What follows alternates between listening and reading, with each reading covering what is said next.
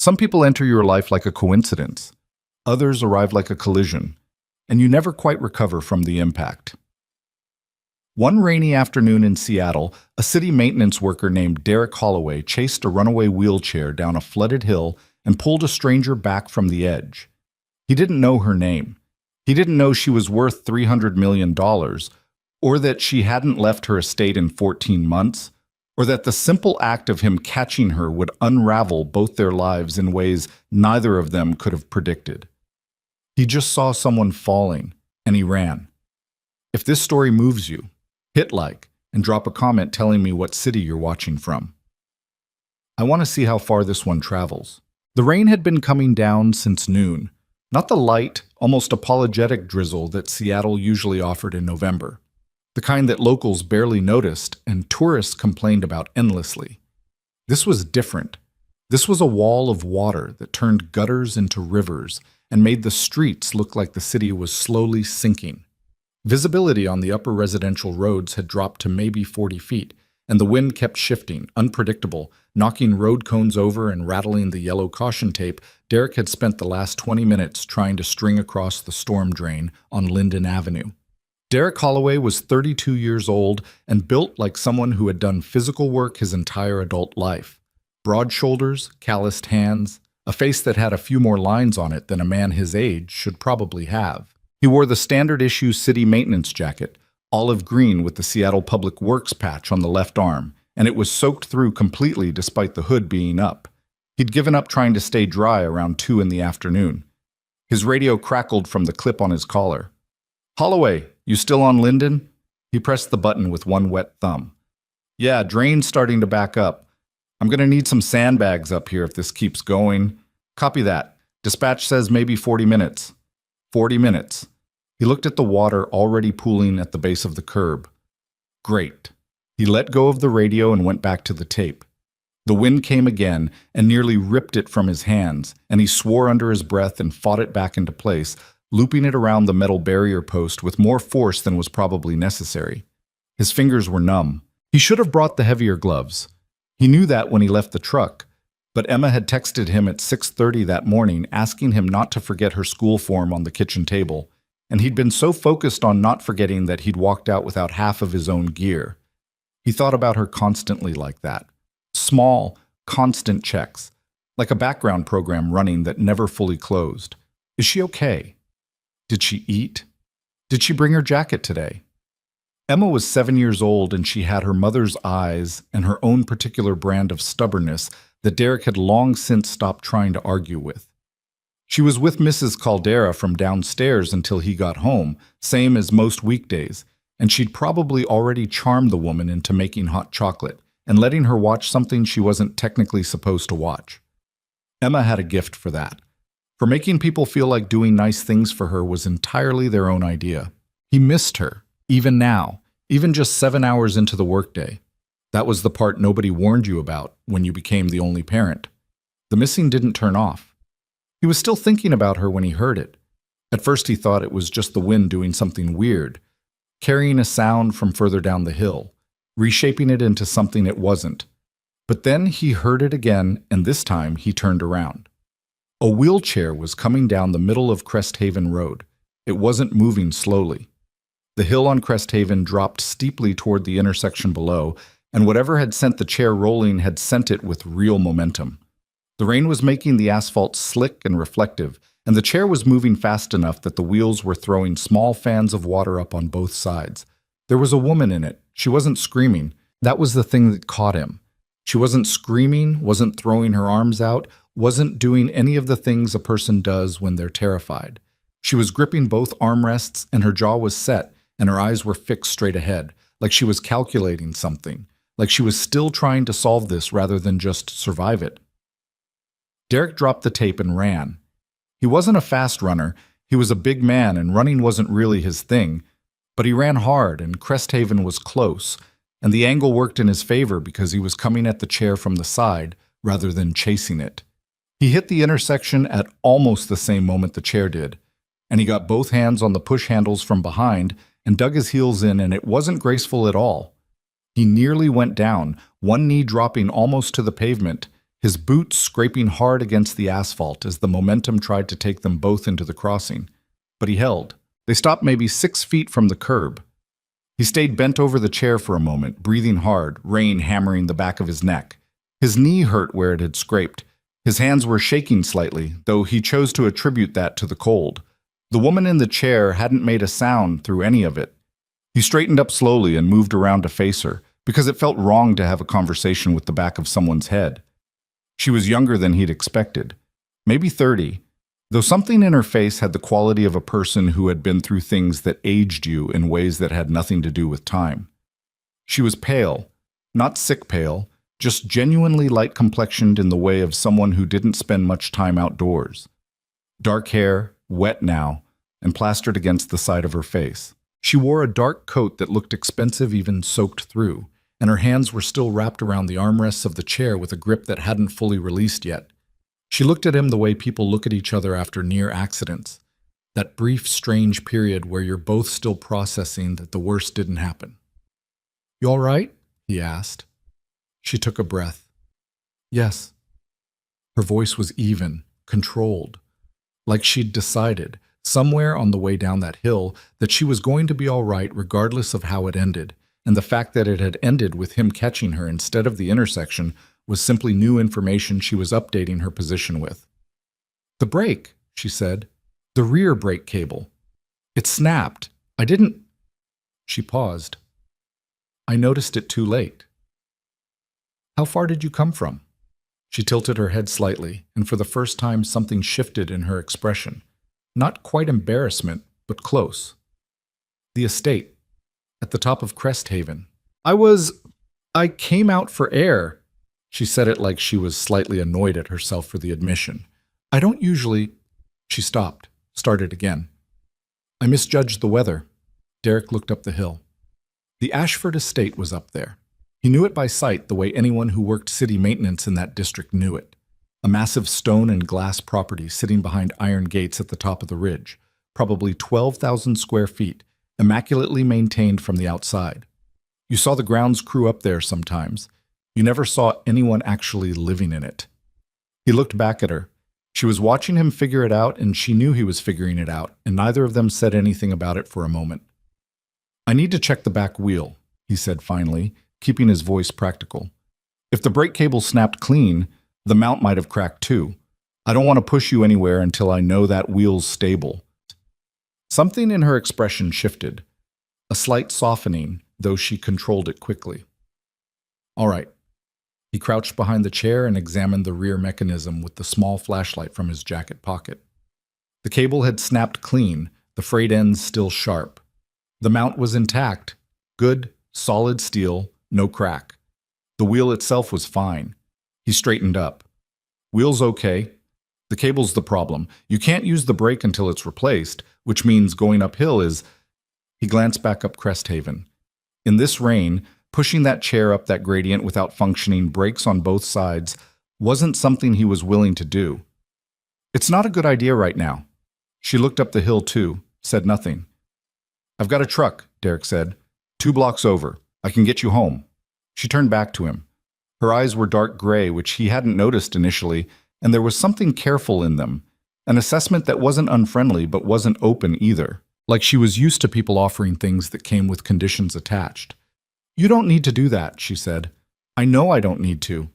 He wasn't sure why he said it quite that way, but it came out matter-of-fact rather than generous. "But your brake cables snapped in the middle of a storm, so—" Another pause. The rain kept coming. She reached into the pocket of her coat. Her hand came back with a set of keys, silver, on a simple ring, and she held them out to him. Her grip was steady. "The gate code is 7741, she said. "If you pull to the side entrance, there's a ramp." He took the keys. They were cold from her pocket, but she'd been holding them for a while. The metal had picked up just a little warmth from her hand. "I'm Derek," he said. "Holloway." A beat. "Victoria," she said. "Ashford." He nodded, like he wasn't entirely sure what to do with that, tucked the keys in his jacket pocket, and went to get his truck. The side entrance to Ashford Estate was exactly where she'd said it was. a gated drive off the lower end of the property that opened onto a covered carport and a wide concrete ramp leading to the side door. Derek had loaded the chair into the truck bed and helped her into the passenger seat with a minimum of conversation, and she'd accepted the help without making it into something difficult, which he'd been quietly grateful for. He had spent enough time on job sites to have encountered people who turned every offer of assistance into a negotiation, and this wasn't that. She directed him with brief, clear instructions. Left at the stone marker, through the iron gate, codes on the keypad. The gate opens slow, so give it time. He followed them.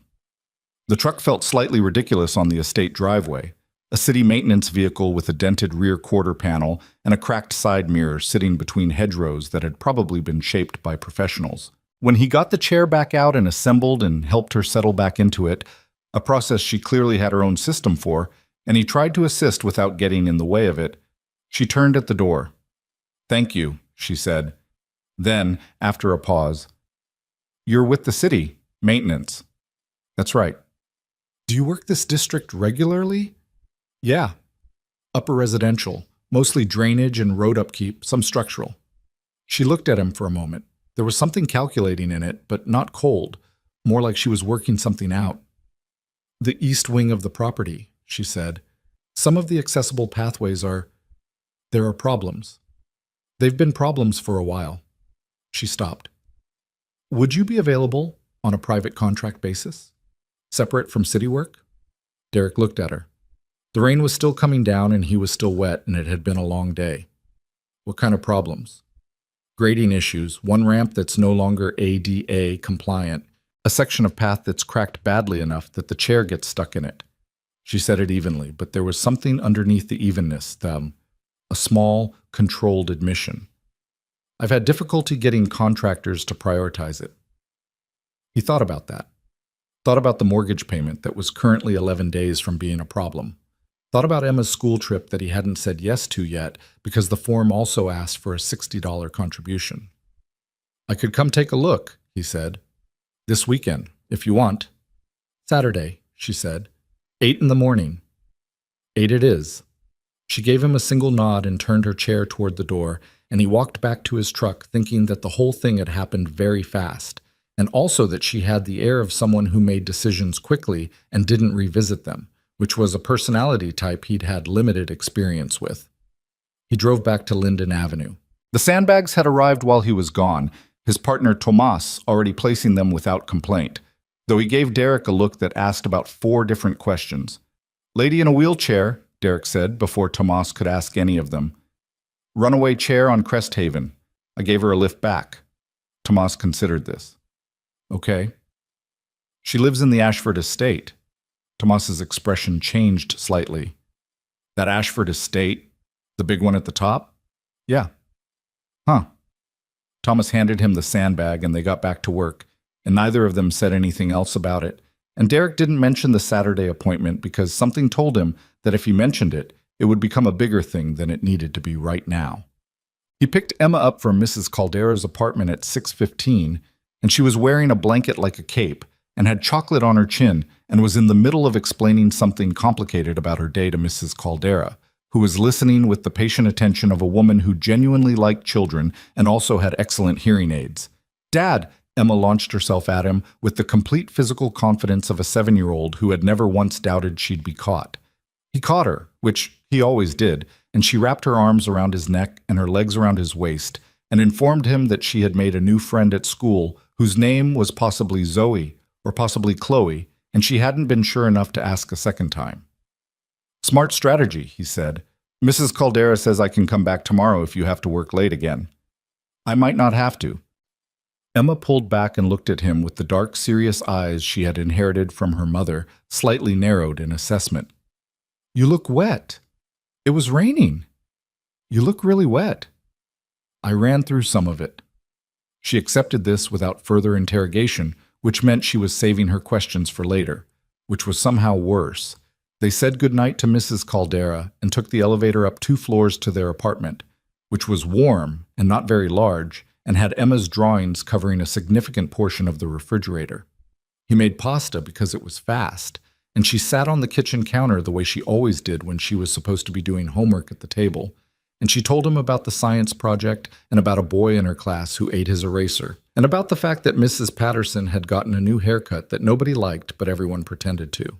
"Do you think it's nicer to pretend you like something when you don't?" she asked, with the tone of someone who had been genuinely wrestling with this. Derek thought about it properly before answering. "Depends on whether it matters," he said. "For a haircut that's already done and she can't change, yeah, probably. For something she could actually fix, maybe not." Emma considered this with the seriousness it deserved. "That's pretty complicated." "Most things are." She helped him clear the table without being asked, which she did sometimes and didn't other times, seemingly at random, and he'd long since stopped trying to identify the pattern. After dinner, she did her homework at the actual table, while he went over the week's bills and tried to figure out what the contractor work for Ashford Estate might be worth if the ramp alone needed full rebuilding. He'd done enough side jobs over the years to have a rough number. Materials plus labor, plus the fact that whoever had quoted it before clearly hadn't been interested. The kind of work that got deprioritized because accessible pathways didn't get complained about loudly enough or often enough to make it worth the trouble. People like Victoria Ashford got told things would be handled, and then nothing happened. He wrote a rough estimate on the back of an envelope. Then he put it in his jacket pocket and tried not to think about it too much because he'd learned over the years that getting too attached to numbers before a job was confirmed was its own kind of mistake. Emma was asleep by 8:30, door halfway open the way she liked it, one lamp on in the hallway. He sat in the living room for a while after, not watching the TV that was on in the background, thinking about the day.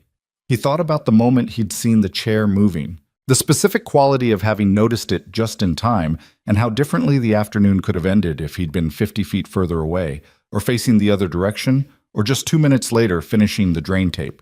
He thought about her face when he'd come around the front of the chair, the way she'd already composed herself, already building the wall back up. Not cold, just protected. The way you got after you'd been hurt enough times that keeping yourself even had become the primary skill. He knew something about that. Saturday arrived gray and cold but without rain, which Derek considered a reasonable trade. He pulled up to the Ashford Estate at 7:58, which was close enough to 8 that it didn't seem anxious, and waited at the gate until it occurred to him that he had the keypad code. 7741. The gate swung open, slow like she'd said. A man met him at the carport, mid-60s, solid, with the composed manner of someone who had worked in private households for a long time. He introduced himself as Gerald, the estate's house manager, and walked Derek to where Victoria was already waiting near the start of the East Wing pathway. She was in a different chair today. An everyday chair, less sleek than the one from the street, more worn at the armrests. She wore a gray sweater and her hair was down and she had a coffee mug cradled in her lap. And she was looking at a section of path with the expression of someone reviewing a problem they had been looking at for too long. "Mr. Holloway," she said when she saw him. Not Derek. He noted that but didn't push on it. "Morning." He looked at the section of path she was looking at. "That it?" "That and the east ramp. And there's a transition threshold at the side entrance that's become an issue." He crouched down and looked at the path crack. It ran diagonally about 4 feet, wide enough at the center that a standard wheelchair wheel would catch it. "When did this start?" "The winter before last. It's been getting worse." "Freeze thaw. The base layer wasn't laid deep enough. You patch this surface, and it'll just crack again." He stood. "Needs to be cut and repoured properly. Do you have access to the original construction documents?" She looked at him like that was a question she hadn't expected. "Possibly. Gerald might know? It helps. If the base was done wrong the first time, I want to know what we're dealing with before I dig." Gerald, who had followed them out and was standing slightly to the side with the patient attentiveness of his role, said he would check the estate records. They spent 45 minutes walking, or in Victoria's case, rolling, the full east wing. Derek took notes on his phone. The ramp angle was wrong, currently at a 10-degree pitch when the maximum was supposed to be roughly 4.8. The transition at the side entrance had a 1-inch lip that had probably been fine originally and had risen as the slab settled. 2 areas of path where the drainage slope pushed water across the surface instead of away from it, which would ice over in winter and create a hazard that was currently just an inconvenience, but was an incident waiting to happen. Victoria watched him work and didn't interrupt, which he appreciated. He'd had clients who talked constantly when he was trying to assess, and it made it very hard to do the assessment. When they were finished, she asked him what he thought. 4 to 6 weeks for everything, depending on weather and material availability, he said. The ramp is the most involved. I'll need to pour new footings. The path repair is straightforward, but needs to cure properly. Can't rush it. The threshold is probably a day's work. She nodded. How much? He gave her the number he'd written on the envelope. She didn't flinch, which told him either the number was right or she wasn't the kind of person who showed things like that on her face. Probably some of both. When can you start? I need to pull the city's materials list, see what I can source. Next Saturday, maybe. Realistically, the Saturday after. 2 weeks. She considered this. All right. She started to turn her chair back toward the house, then stopped. You'll need access to the grounds when you're working. Gerald will give you a key code for the worker's entrance. A pause. You can bring your daughter if she needs to come. Gerald can arrange something for her while you're working. He hadn't mentioned Emma. He hadn't said anything about Emma. She must have seen the question on his face because something almost like amusement crossed hers. Gerald checked your city records before I confirmed this morning. Basic due diligence. Right. He processed that.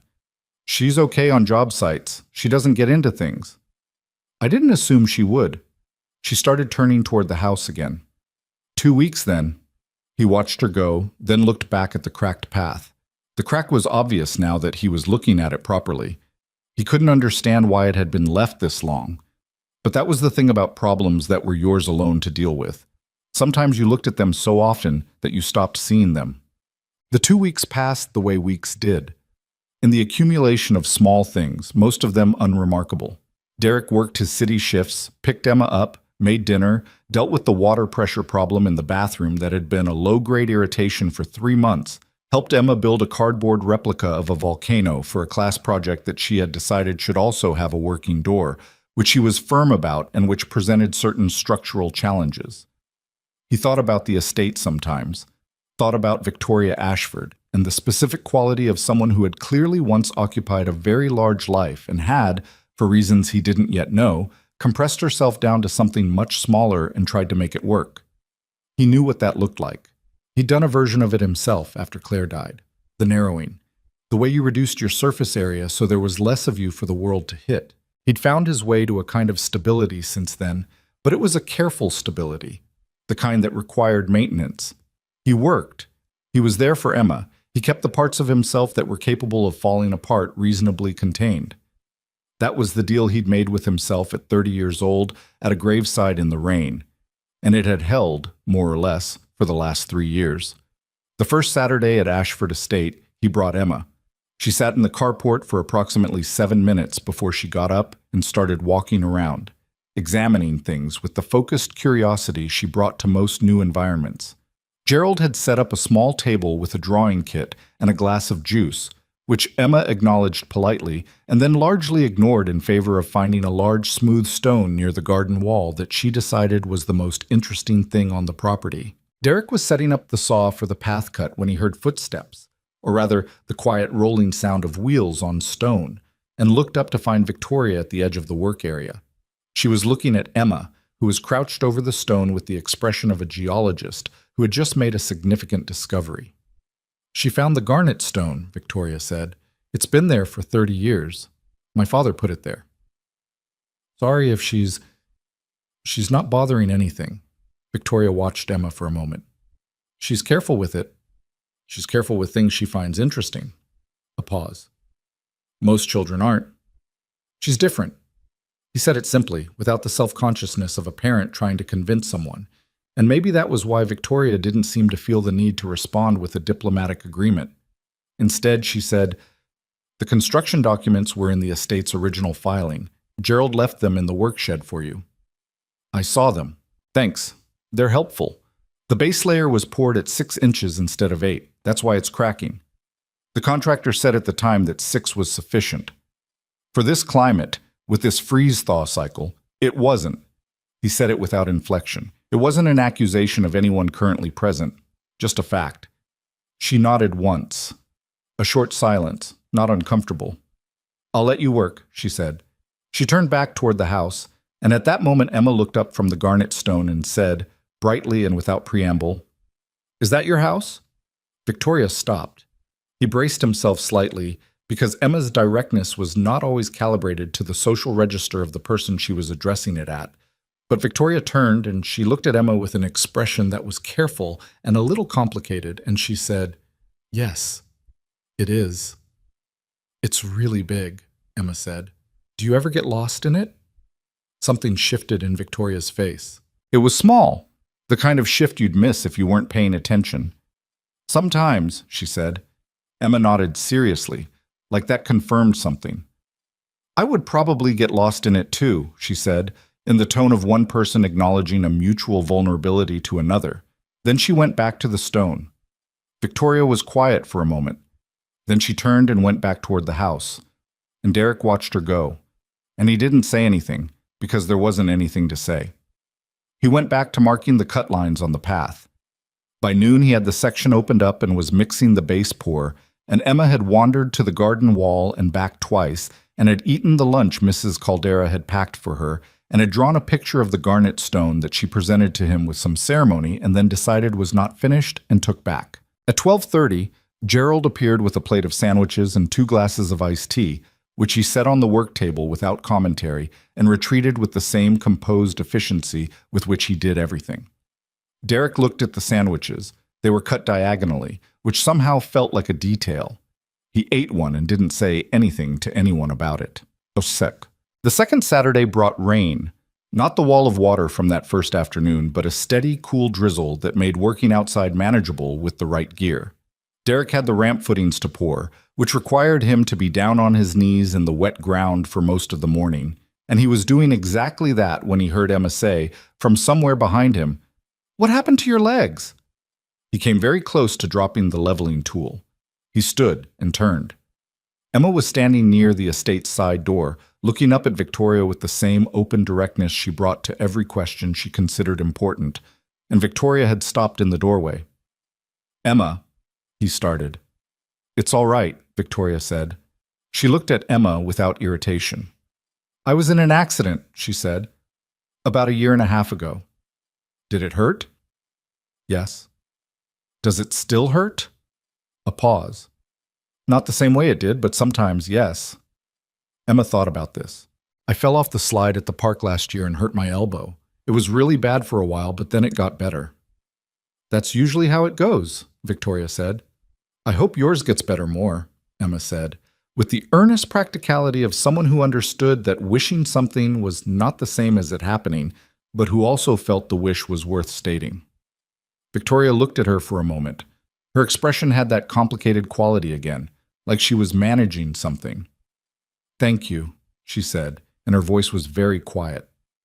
Emma nodded and went back to whatever she was drawing on the wall of the carport with a piece of chalk that had appeared from somewhere, and Victoria sat at the doorway for a few minutes before she went back inside, and Derek went back to the footings and concentrated very hard on getting the level exactly right.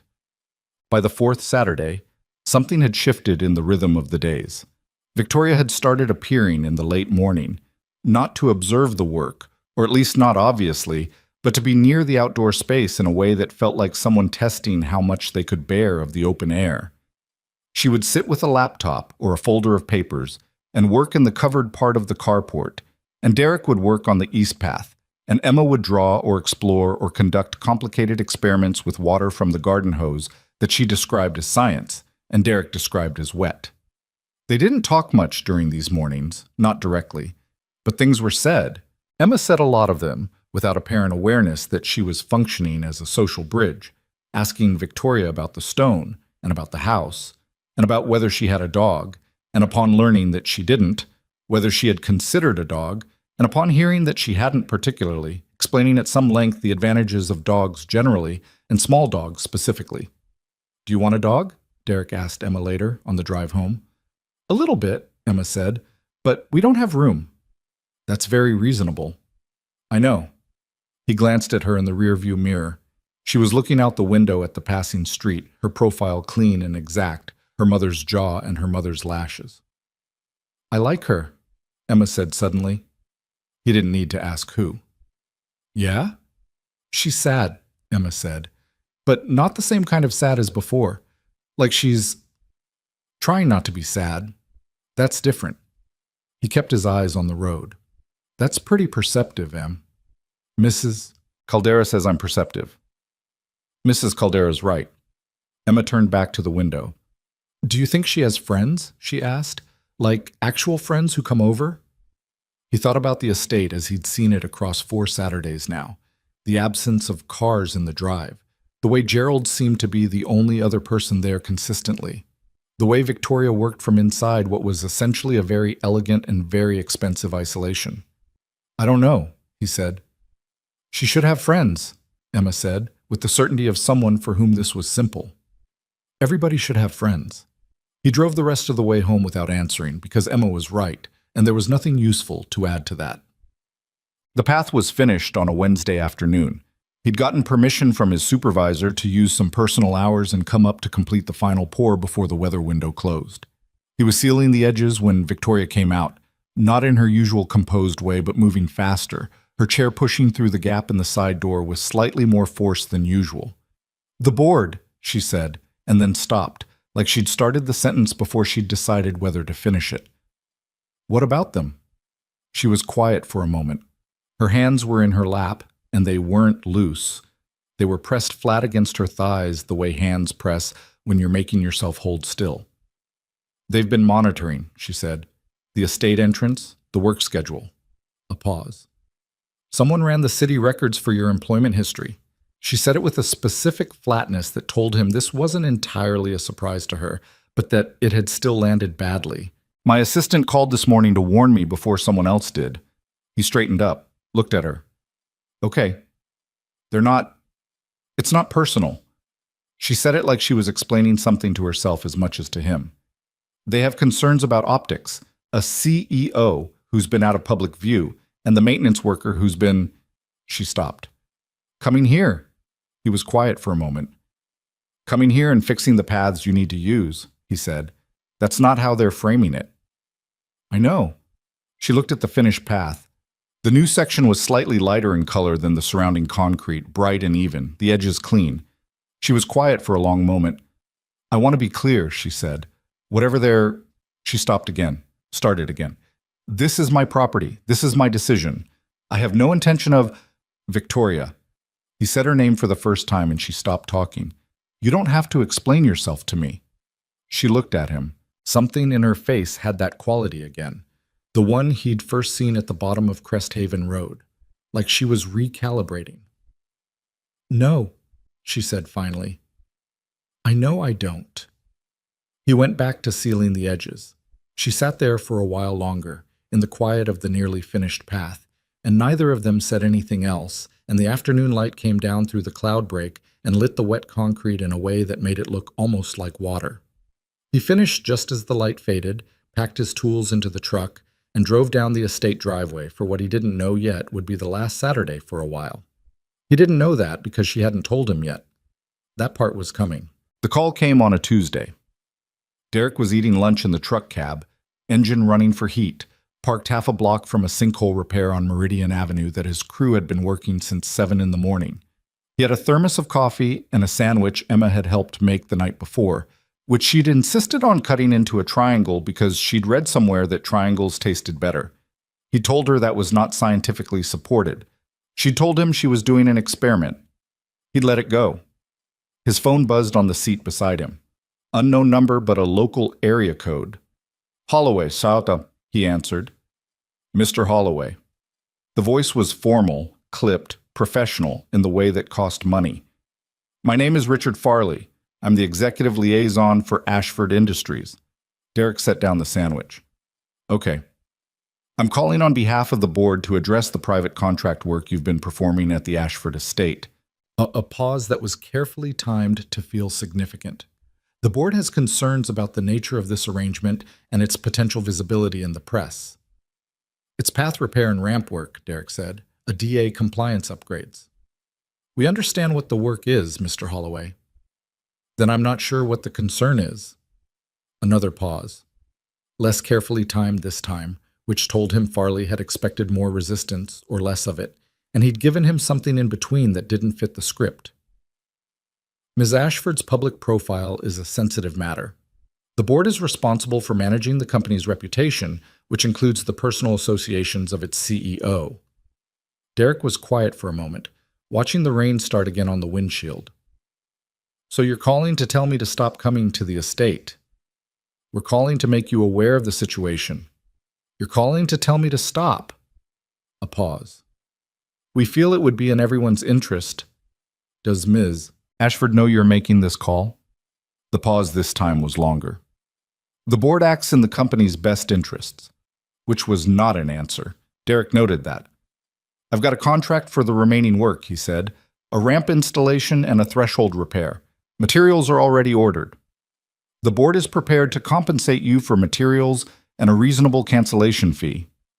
He stared at the sinkhole through the windshield. The crew was pulling up asphalt in sheets, the broken edges rough and dark. I'll need to hear from Ms. Ashford directly, he said. A pause that had a different quality than the others, colder and less patient. That may not be necessary. It's necessary for me. He hung up and sat with the half-eaten sandwich for a while. Then he texted Victoria, not to the number he'd been given by Gerald for scheduling, but to the number she'd sent him herself 2 weeks ago when there'd been a question about the footing dimensions. A short text. Got a call from Richard Farley. Can we talk? He waited 3 hours for a response. It came while he was hosing down equipment at the end of shift. I know. I'm handling it. I'll call you tonight. She didn't call that night, or the next morning. On Thursday, Gerald called instead, and he was professional and genuinely apologetic in a way that suggested the apology was real and not just procedural. And he told Derek that Ms. Ashford wanted him to know the project would be put on hold for the time being, and that the cancellation compensation Richard Farley had mentioned would be sent by end of week. Is she okay? Derek asked before he could stop himself. A pause. She's managing, Gerald said carefully. Right. He pressed the heel of his hand against the side of the truck. Okay. Tell her I hope the threshold gets fixed eventually. It's a fall risk. I'll pass that along, Mr. Holloway. He stood in the parking lot of the city maintenance yard for a while after the call ended, not moving, the phone still in his hand. The evening was gray and cold and smelled like asphalt and rain, which was just the smell of this city, the smell he'd grown up with, but it felt sharper than usual. He wasn't sure what he'd expected.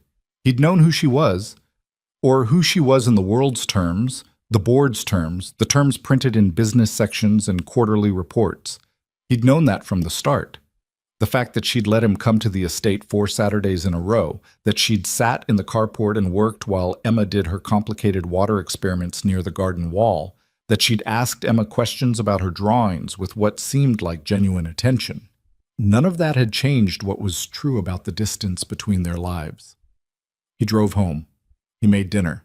Emma told him about a disagreement with a classmate that she described as complex, and he described internally as standard second-grade social friction. They did homework and watched half a movie, and she fell asleep before it ended, one hand tucked under her cheek, and he carried her to her room and tucked the blanket around her the way she liked, with the edge folded down because she said otherwise it was too tight. He sat in the living room afterward with the TV off, which was unusual, and just sat with it for a while. The quiet, the specific shape of things that hadn't happened and were now not going to. Then he got up, washed the dishes, and went to bed. 3 days later, a check arrived in the mail. The amount was correct. Materials plus labor for the remaining work, plus a cancellation figure that was, frankly, more than he'd have asked for. The check was from Ashford Industries accounts payable, not from Victoria. He held it for a long time before depositing it. Life reassembled itself around the absence of Saturdays at the estate the way life always did around absences, filling in the space with other things, other routines, other small obligations that didn't feel meaningful but took up time, which was the point. Derek picked up an extra city shift on Saturdays. He took Emma to the Science Museum, which she'd been asking about for weeks, and she stood in front of the earthquake simulation exhibit for 20 minutes with a focused expression that suggested she was memorizing it. He fixed the water pressure problem in the bathroom, finally, which turned out to be a corroded valve that had been slowly narrowing for 2 years and just needed replacing. He was good at that, he knew. At finding the corroded valve, at understanding what was structural and what was cosmetic, and what had been fine once but had quietly degraded over time. He just didn't always know what to do with that when the thing in question wasn't a pipe. November turned to December. The city put up lights along the main commercial corridor, the kind of municipal decorating that managed to be cheerful and perfunctory at the same time, and Emma started adding very specific items to what she called her thinking list for the winter break. Not a list for any particular occasion, just things she was thinking about wanting. Derek appreciated the philosophical framing. He was running a load of drainage pipe along the waterfront on a Wednesday morning, about 3 weeks after the Farley call, when Tomas fell into step beside him on the way back to the truck. "Hey," Tomas said. "Hey." So, Tomas had a specific quality of hesitation that preceded things he'd been thinking about for a while and had finally decided to say. "The Ashford thing. What about it?" "I heard you got cut loose." Derek glanced at him. "Word travels." "Martinez heard it from dispatch. Dispatch heard it from somebody in permits." Tomas shrugged. "You know how it goes. Bureaucracy is just gossip with paperwork. That's actually pretty good." Tomas was quiet for a beat. "You okay about it?" "It was a contract job that got canceled. Happens." "Right." Another beat. "It's just, you seemed different on those Saturdays. Easier somehow, I noticed." Derek kept walking. "Different isn't always the same as better." "No," Tomas agreed, "but it's usually significant." Derek didn't answer that, and Tomas let it go, because Tomas was good at knowing when to let things go, which was most of why they'd worked together for 3 years without any real friction. But he thought about it. Easier. He wasn't sure that was the right word. He'd been more engaged, maybe, more present.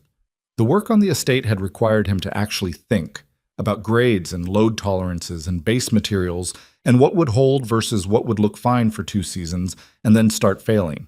It was the kind of problem that used a part of his brain that city maintenance didn't always reach. He'd done 2 years of civil engineering at University of Washington before he'd had to leave. Money, then life circumstances, then Claire, then all the other things that had made finishing feel less urgent until one day it was just a thing from before, cataloged alongside other things from before. He didn't think about it much. He told almost nobody. It wasn't relevant, and there was a specific kind of embarrassment in having started something and not finished it that he'd found easier to just not discuss. Victoria hadn't asked about his background. They hadn't gotten to that part. The media hit came on a Thursday morning in the second week of December, and Derek found out about it the way he found out about most things that happened in the world that weren't his direct problem, from Tomas, who had read it on his phone during break. "There's a piece," Tomas said, setting his phone on the hood of the truck between them. "In one of those business social things. You know, the ones that do CEO profiles." Derek looked at the screen. The headline was "Ashford Industries CEO returns to public view." After 18-month absence, and the photo beneath it was Victoria at what looked like a corporate event, a nonprofit fundraiser based on the caption, in a dark blazer, her hair up, looking exactly like the person her board wanted people to see. Composed. Authoritative. Back. He read the first few paragraphs. The piece covered her accident in careful, non-specific language, a serious incident that required an extended recovery period, and her return to active leadership of Ashford Industries. There was a quote from the CFO about strong quarterly performance. There was a quote from a board member about her resilience. There was nothing about the estate, nothing about ongoing accessibility work, nothing that even gestured at the months preceding this. He handed the phone back to Tomas. "Good for her," he said, and meant it, and went back to work. But that evening, after Emma was in bed, he sat at the kitchen table and let himself think about it properly. Not in a self-pitying way. He'd done enough of that in the year after Claire died to have burned most of that out. Just honestly. He missed being there. He missed the work specifically, the physical satisfaction of building something that worked and would keep working, something with a purpose that was obvious and real. He missed the specific silence of working while Victoria was nearby doing her own work. That particular quality of shared quiet that wasn't the same as being alone. He missed Emma's face the Saturday she'd first made Victoria laugh. He hadn't been watching Victoria, he'd been measuring the ramp pitch, but Emma had said something and he'd heard the sound, and he'd looked over and it was the involuntary kind of laugh, the kind that escapes before you can manage it. And for 1 second, Victoria's face had looked entirely different than it usually did. Younger, less careful. That was the thing about Victoria Ashford, and he was only admitting this to himself in the kitchen at 11 p.m. with the lights low. She was interesting. Not in a surface way, not because of who she was on paper.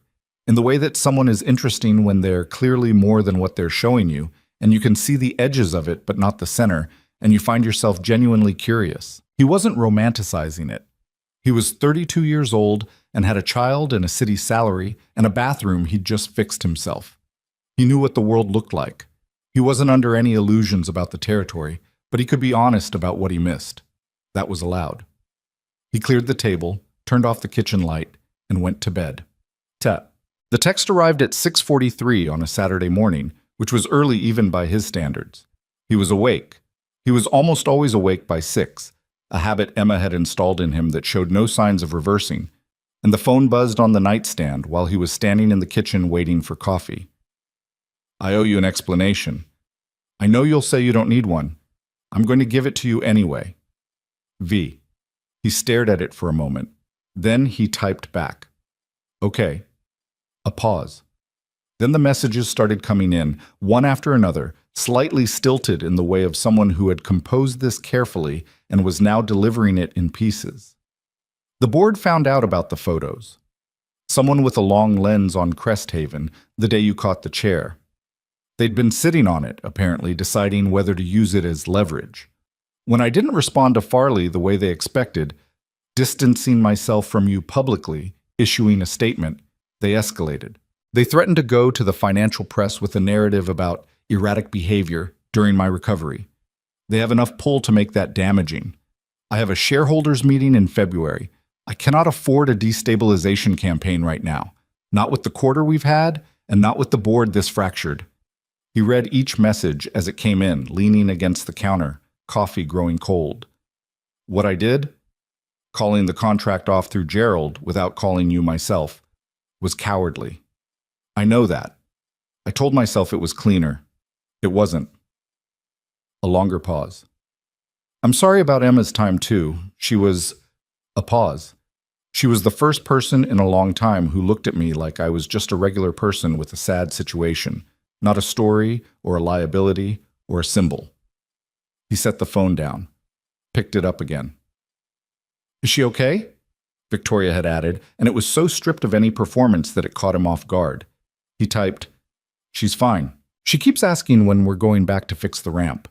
3 dots appeared, held for a moment. Then, the ramp is still not done. I know. Another pause. The threshold too. Gerald trips on it at least once a week. I know that too. I told him it was a fall risk. He told me you said that. The dots appeared again, held. I'm going to be at the estate this weekend, if you wanted to finish the work. It's a paid contract. It doesn't have to be anything else. He thought about that for a moment. Emma was going to be with Mrs. Caldera that Saturday anyway. A birthday thing for one of her school friends that involved a lot of excitement about a pottery studio. He'd have the morning free. He typed, What time? 8. I'll be there. That's Saturday morning was cold and bright, which was unusual for Seattle in December, and the estate looked different in the direct sun. The iron gate caught light at a different angle, the stone exterior lighter somehow, the grounds visible in more detail than the gray November Saturdays had allowed. He punched in the gate code and drove up the carport drive and unloaded his tools with the familiar rhythm of a job he already knew most of, already had the measurements for, already understood the scope of. Gerald came out and shook his hand and said it was good to see him, which Derek believed. She's in the morning room, Gerald said. She'll be out shortly. He started on the threshold first. It was the smaller job and would let him warm up into the work. He was scoring the edges when he heard the wheel sound on the stone behind him, and he turned. She looked different than he'd expected her to, which he recognized as his own error. He'd been carrying a picture of her from 3 weeks ago, and the real version was always going to be a correction. She was wearing a dark green sweater and her hair was loose, and there were lines of tiredness around her eyes that the corporate photo hadn't shown. She looked like someone who had been in a lot of meetings for a long time and was very much done with them. "You came," she said. "You said 8. I was here at 8. You were here at 7:53. He looked at her. "Were you watching the gate?" Something that was almost a smile. "Gerald reports." He turned back to the threshold. "Threshold first, then the ramp. Should be done by noon if the weather holds." She rolled a bit closer and looked at the threshold herself. "It's worse than I remembered." "They always are when you look at them properly." She was quiet for a moment. He could feel her working up to something, and he let her take the time she needed. "I meant what I said in the texts," she said, "about it being cowardly." "I know you did." He kept working. "You don't need to say it again." "I want to say it again." He set the scoring tool down and looked at her. "Victoria, you did what you had to do. I understand that. I don't love how it happened, but I understand why." A pause. "Can we move past it?" She looked at him for a moment. Her jaw had that set quality from the hill, the one that meant she was working something out rather than just reacting. "You're not angry?" "I was a little." He picked up the tool again. "Then I thought about it more. You're running a company with a fractured board 3 months out from a shareholders meeting. You're doing it alone, from an estate you've basically been hiding in, and the last thing you needed was someone to hand the board a weapon." He looked down at the threshold. Getting angry at you for making a practical decision under real pressure didn't seem like the right use of energy. The silence went on for a beat. "Most people would have just been angry," she said. "I'm not most people." "No," she said. "I'm aware." He finished scoring the threshold edges and mixed the leveling compound in the bucket, and she stayed close enough to be present, but not in the way, which was the same balance they'd always had on the workdays. It wasn't something they'd negotiated. It had just evolved into what it was, the way things do when two people are both practical and neither of them needs to fill silence with noise. "The board wants me to do a series of public appearances in January," she said after a while. "Profile pieces, charity board photo opportunities, the whole managed return narrative." "Are you going to?" "Some of them, the ones that are actually useful." She paused. "And 1 or 2 because I don't have leverage to say no yet." "How long until you do?" "February. After the shareholders meeting, if it goes the way I need it to." He nodded, working the compound into the joint.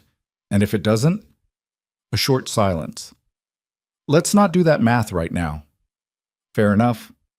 He worked in silence for a while, and she watched the garden wall, where the garnet stone still sat in its spot, and the morning light sat on it in a way that made the small red inclusions in the gray surface glow a little, like something from a distance away was shining into it.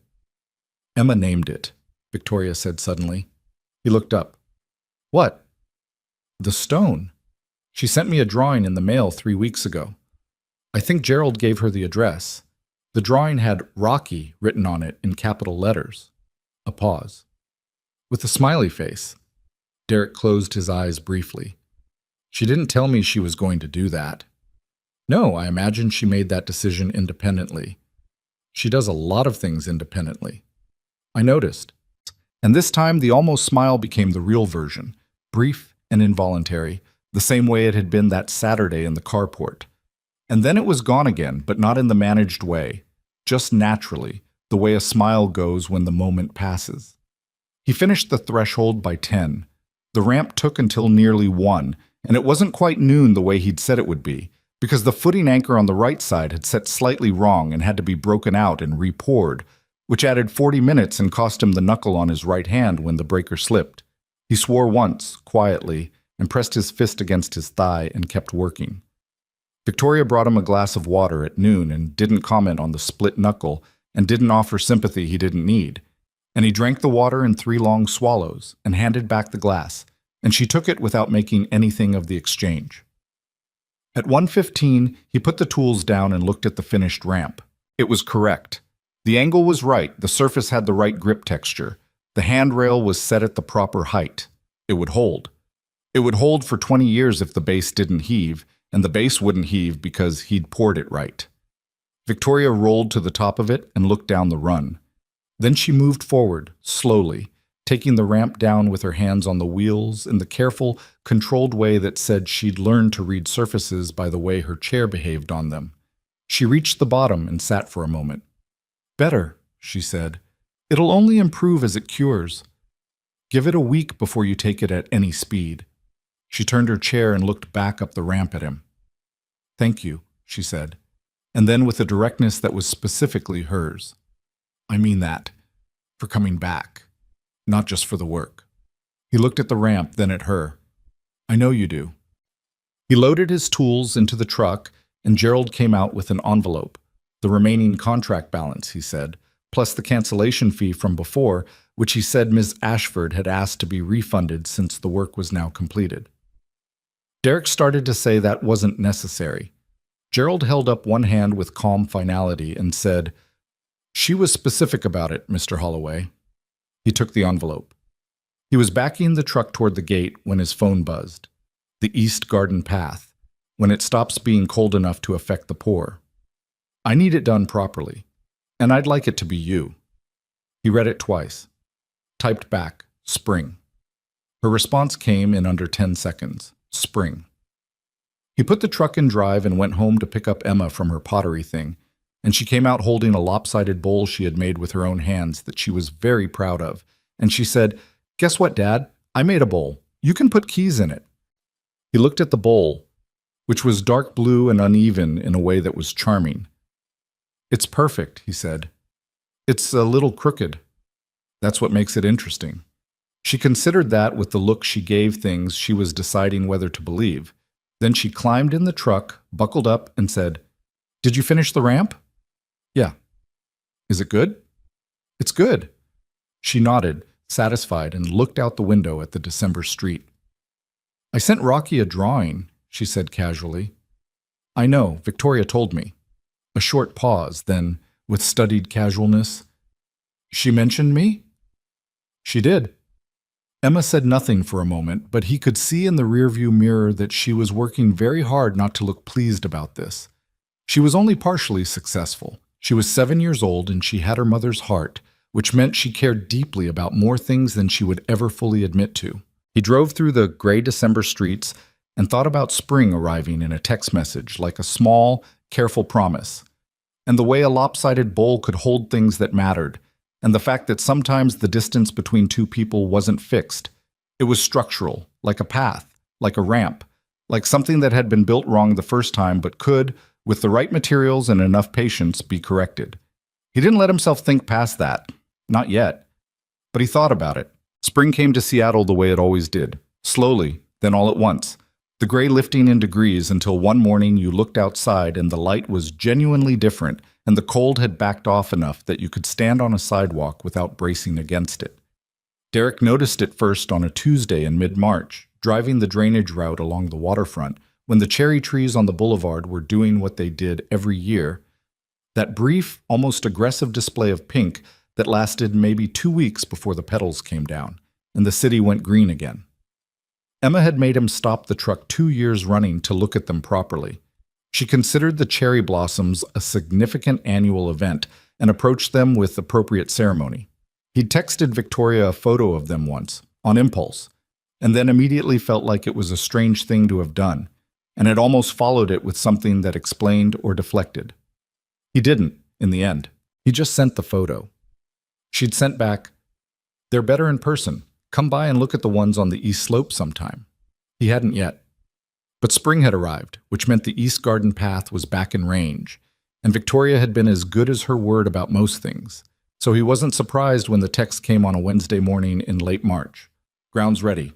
When can you start?" He typed back, "Saturday." The shareholders' meeting had happened in February, and it had apparently gone the way Victoria needed it to, because the board hadn't made any more moves through corporate liaisons, and the profile pieces she'd done in January had landed well enough that the business press was running the Ashford Industries recovery narrative without editorial skepticism. Derek knew this not because Victoria told him directly, but because she occasionally mentioned things sideways, in the way of someone who had learned to share information in careful increments. He knew she'd fired one of the board members in the third week of February, not from her, but from Tomas, who had read it in a financial news aggregator with the slightly gleeful energy of someone who followed corporate drama the way other people followed sports. "Your lady fired Westbrook," Thomas had said, and Derek had said, "She's not my lady," on reflex, and Thomas had said, "Right, sure," with a tone that indicated he found this response entirely unconvincing. He wasn't wrong, exactly. Something had shifted over the winter, in the space between the December Saturday and now. Not dramatically. Victoria wasn't a dramatic person, and neither was Derek particularly, but the texts had continued, and they'd gotten more frequent, and they'd stopped being entirely about the work. She'd sent him an article about base concrete formulations once, which he'd read and responded to at some length. He'd sent her the cherry blossoms. She'd called him on a Thursday evening in January to ask his opinion on a ramp design specification she'd received from a contractor who was doing work at Ashford Industries' main building. And they'd ended up talking for 40 minutes about the design, and then for another 20 about nothing in particular. And Emma had come out of her room twice during the second part of the conversation to ask him questions that could definitely have waited, which he was fairly certain was because she could tell from his voice that something was different about the call. Emma didn't say anything about it. She was 7 going on 35, and she had a gift for knowing when to let things develop without interference. The East Garden path was more extensive than the repairs he'd done in the fall. It ran along the full eastern boundary of the estate grounds, maybe 80 feet of flagstone path with an integrated gravel border that had been beautiful once and had been poorly maintained for several years. The flagstones themselves were mostly intact, but the base had washed out in sections, causing the stones to tip and shift, and there were 3 transitions, from path to grass, path to patio. Path to the small accessible garden Victoria had apparently stopped using because reaching it required navigating one of the problem sections. He walked it on the first Saturday morning while Victoria sat near the garden access point and drank coffee and looked at the section of neglected garden beds with an expression he'd come to recognize as her assessing face. Not sad, not resigned, just measuring. "The beds are a mess," she said. "I can fix the path. The beds are your problem." "I know." She looked at them. "I used to garden. Before." He didn't push on before. He'd learned the terrain well enough to know which things she'd tell him in her own time and which things she'd retreat from if he asked directly. "The lavender's still alive," he said, looking at the far bed. "It's tough. It'll come back if someone tends it. I'm not much for tending things from a chair. There are adaptive tools, raised bed frames, extended handles." He looked at the angle of the garden. "If the path reaches the main bed properly, the access is actually decent. You'd need a wider turning radius at the entrance. I can build that in." She looked at him. "You're designing my garden now?" "I'm designing your path. The garden is incidental." Something moved at the edge of her mouth. Not quite the involuntary smile, but related to it. "All right," she said. "Build it with the turning radius." He spent 3 Saturdays on the path, and the third one Emma came too because the pottery place was doing a spring class, and Emma had developed opinions about pottery. She came in the late morning after the class, still smelling faintly of clay, and she went immediately to check on Rocky the garnet stone, and then came to find Victoria with the bowl she'd finished glazing, which was still lopsided but now also teal. "I made you something," Emma said, holding it out. Victoria looked at the bowl. "You made me a bowl." "For keys, or other things. Dad has one too." Emma looked at her own work critically. "It's a little crooked." "It has character," Victoria said, which was almost word for word what Derek had said about Emma's bowl in December, and Emma beamed at her like she'd said exactly the right thing. She set the bowl on the garden wall near Rocky and stood back to assess the visual relationship between them. "They match," she announced. "They do," Victoria agreed.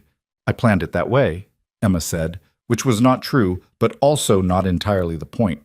Derek watched this from where he was compacting the gravel base on the middle section of path, on his knees in the dirt, his hands in work gloves, the late April sun actually warm on his back for the first time since October.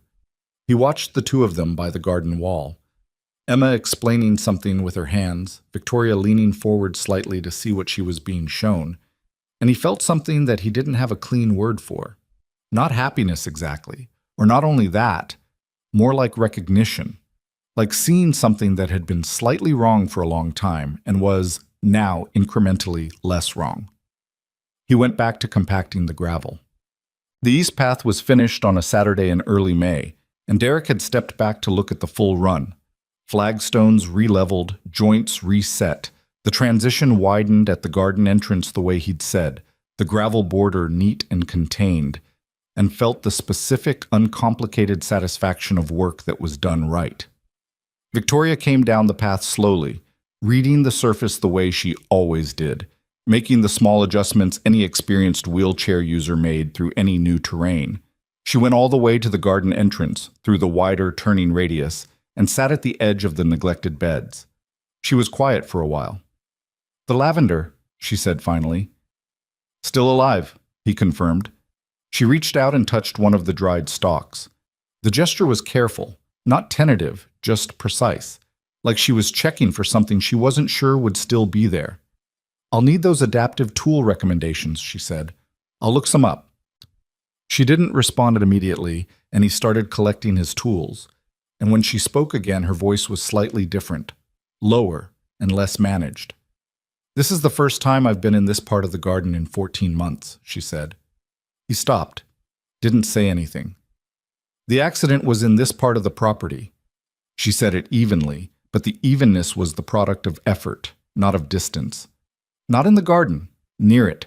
I lost control of the chair on the slope above the east wall. I hit the retaining wall at the bottom." A pause. The spinal injury was from the impact, not from the fall itself. He was very still. "I came outside because I was frustrated with a call," she said. "It was a stupid reason to be moving too fast on a grade I knew was steep. And I knew the brake was—" She stopped. "I'd been meaning to get it serviced. I kept postponing it." He understood why she was telling him now, in this place. Not because she needed to, but because this was where it had happened, and she'd come back to it, and it was the kind of thing that wanted to be said out loud in the place where it lived. "I don't think I've said that to anyone before," she said, "that I knew about the break." "You were on Cresthaven when I found you," he said. "That's a long way from the east wall." "I got further than I thought before the cable gave completely." A short pause. "I was trying to get somewhere. I don't know where exactly. Just out." He sat down on the low garden wall. Not close, not with any intention, just because it seemed wrong to stand over her. The May afternoon was quiet, and the lavender was in front of them, and the estate grounds stretched out beyond that. And somewhere in the direction of the house, he could hear Emma talking to Gerald about something, her voice clear and carrying the way it did. "The brake cable that snapped on Cresthaven," he said. "Was that the same chair?" "No. Different chair, same problem, different day." She looked at the lavender. "I think part of me stopped maintaining things for a while, including myself." He didn't offer a response to that because the kind of thing she was describing didn't want a response. It wanted space. They sat there for a while in the afternoon quiet. "I haven't told anyone on the board," she said, "about what caused the accident. They know I was injured on the property and that it required surgery. That's what the lawyers advised." "That's between you and your lawyers." "I know." A pause. "I'm telling you." He looked at her. She was looking at the lavender, not at him, and her profile in the late afternoon light had that quality it sometimes had of a person who had been very careful for a very long time and was, in small increments, testing what happened if she wasn't. "I'm glad you made it to Cresthaven," he said, "both times." She was quiet for a moment, then, "So am I," said quietly and meaning it. Emma appeared at the garden entrance, slightly out of breath, holding a sprig of something she'd found near the estate wall. "Gerald says there's rosemary growing wild by the north fence," she announced. "He says we can have some. Can we take some home?" "Ask Gerald if he means it," Derek said. "He definitely means it," Emma said, already turning back. Victoria watched her go. "She's going to ask for the whole plant," she said. "She absolutely is." Victoria shook her head. but the involuntary smile was there fully this time, and she didn't manage it away. Sit. June arrived, and the garden, tended by Victoria with the adaptive tools Derek had sourced and dropped off on a weekday without ceremony, began to look like something again. The lavender came back with the stubbornness that lavender always has. There were other things she'd planted from small starts. He didn't know their names, mostly, but he knew the garden had color now, where before there was only gray. He came to the estate most Saturdays, not always with work of his own, but sometimes because she asked him to look at something. A section of the driveway that was showing early stress fractures, a drainage issue on the north slope that needed assessment. He didn't overcharge her. She didn't underpay him. The arrangement had an equilibrium that neither of them examined too directly. Emma came when she wasn't doing other things, which was most of the time because her summer had fewer structured commitments, and she had appointed herself Rocky's seasonal correspondent, keeping the Garnet Stone updated on developments in her life with a regularity that she apparently considered a moral obligation. It was on a Saturday in late June that Victoria first mentioned the idea. They were sitting in the carport after the work was done. Derek with coffee, Victoria with tea, both of them tired in the specific good way of an afternoon that had produced something tangible. Emma was somewhere in the garden, having been given temporary stewardship of a small watering can and what Gerald described as light duties. "I've been thinking about the accident," Victoria said, "not the way I used to think about it." He waited. "The path here, all the accessibility problems that existed before you came, the ramp, the cracked sections, the threshold." She turned the tea mug in her hands. "I spent 14 months inside this estate, partially, because going outside involved navigating things that had stopped working, things that should have been maintained and weren't, things that nobody prioritized because nobody had to live with the consequences." She paused. "And I thought, that's not just here. That's everywhere." "It is," he said. "There's a route," she said, "in Cascade Park, the rehabilitation trail that runs along the north side. I used it before, when I was doing post-accident mobility work. About 8 months in, when I was ready to try." She stopped. "It's not accessible for people who need it to be. It's technically accessible on paper. In practice, it fails at multiple points. The grades are wrong. The surface material breaks down. The benches and rest points are placed with no understanding of where people actually need them." He looked at her. He could see where this was going, and the part of his brain that had been dormant for a long time was paying attention. "You want to fix it," he said. "I want to redesign it," she said.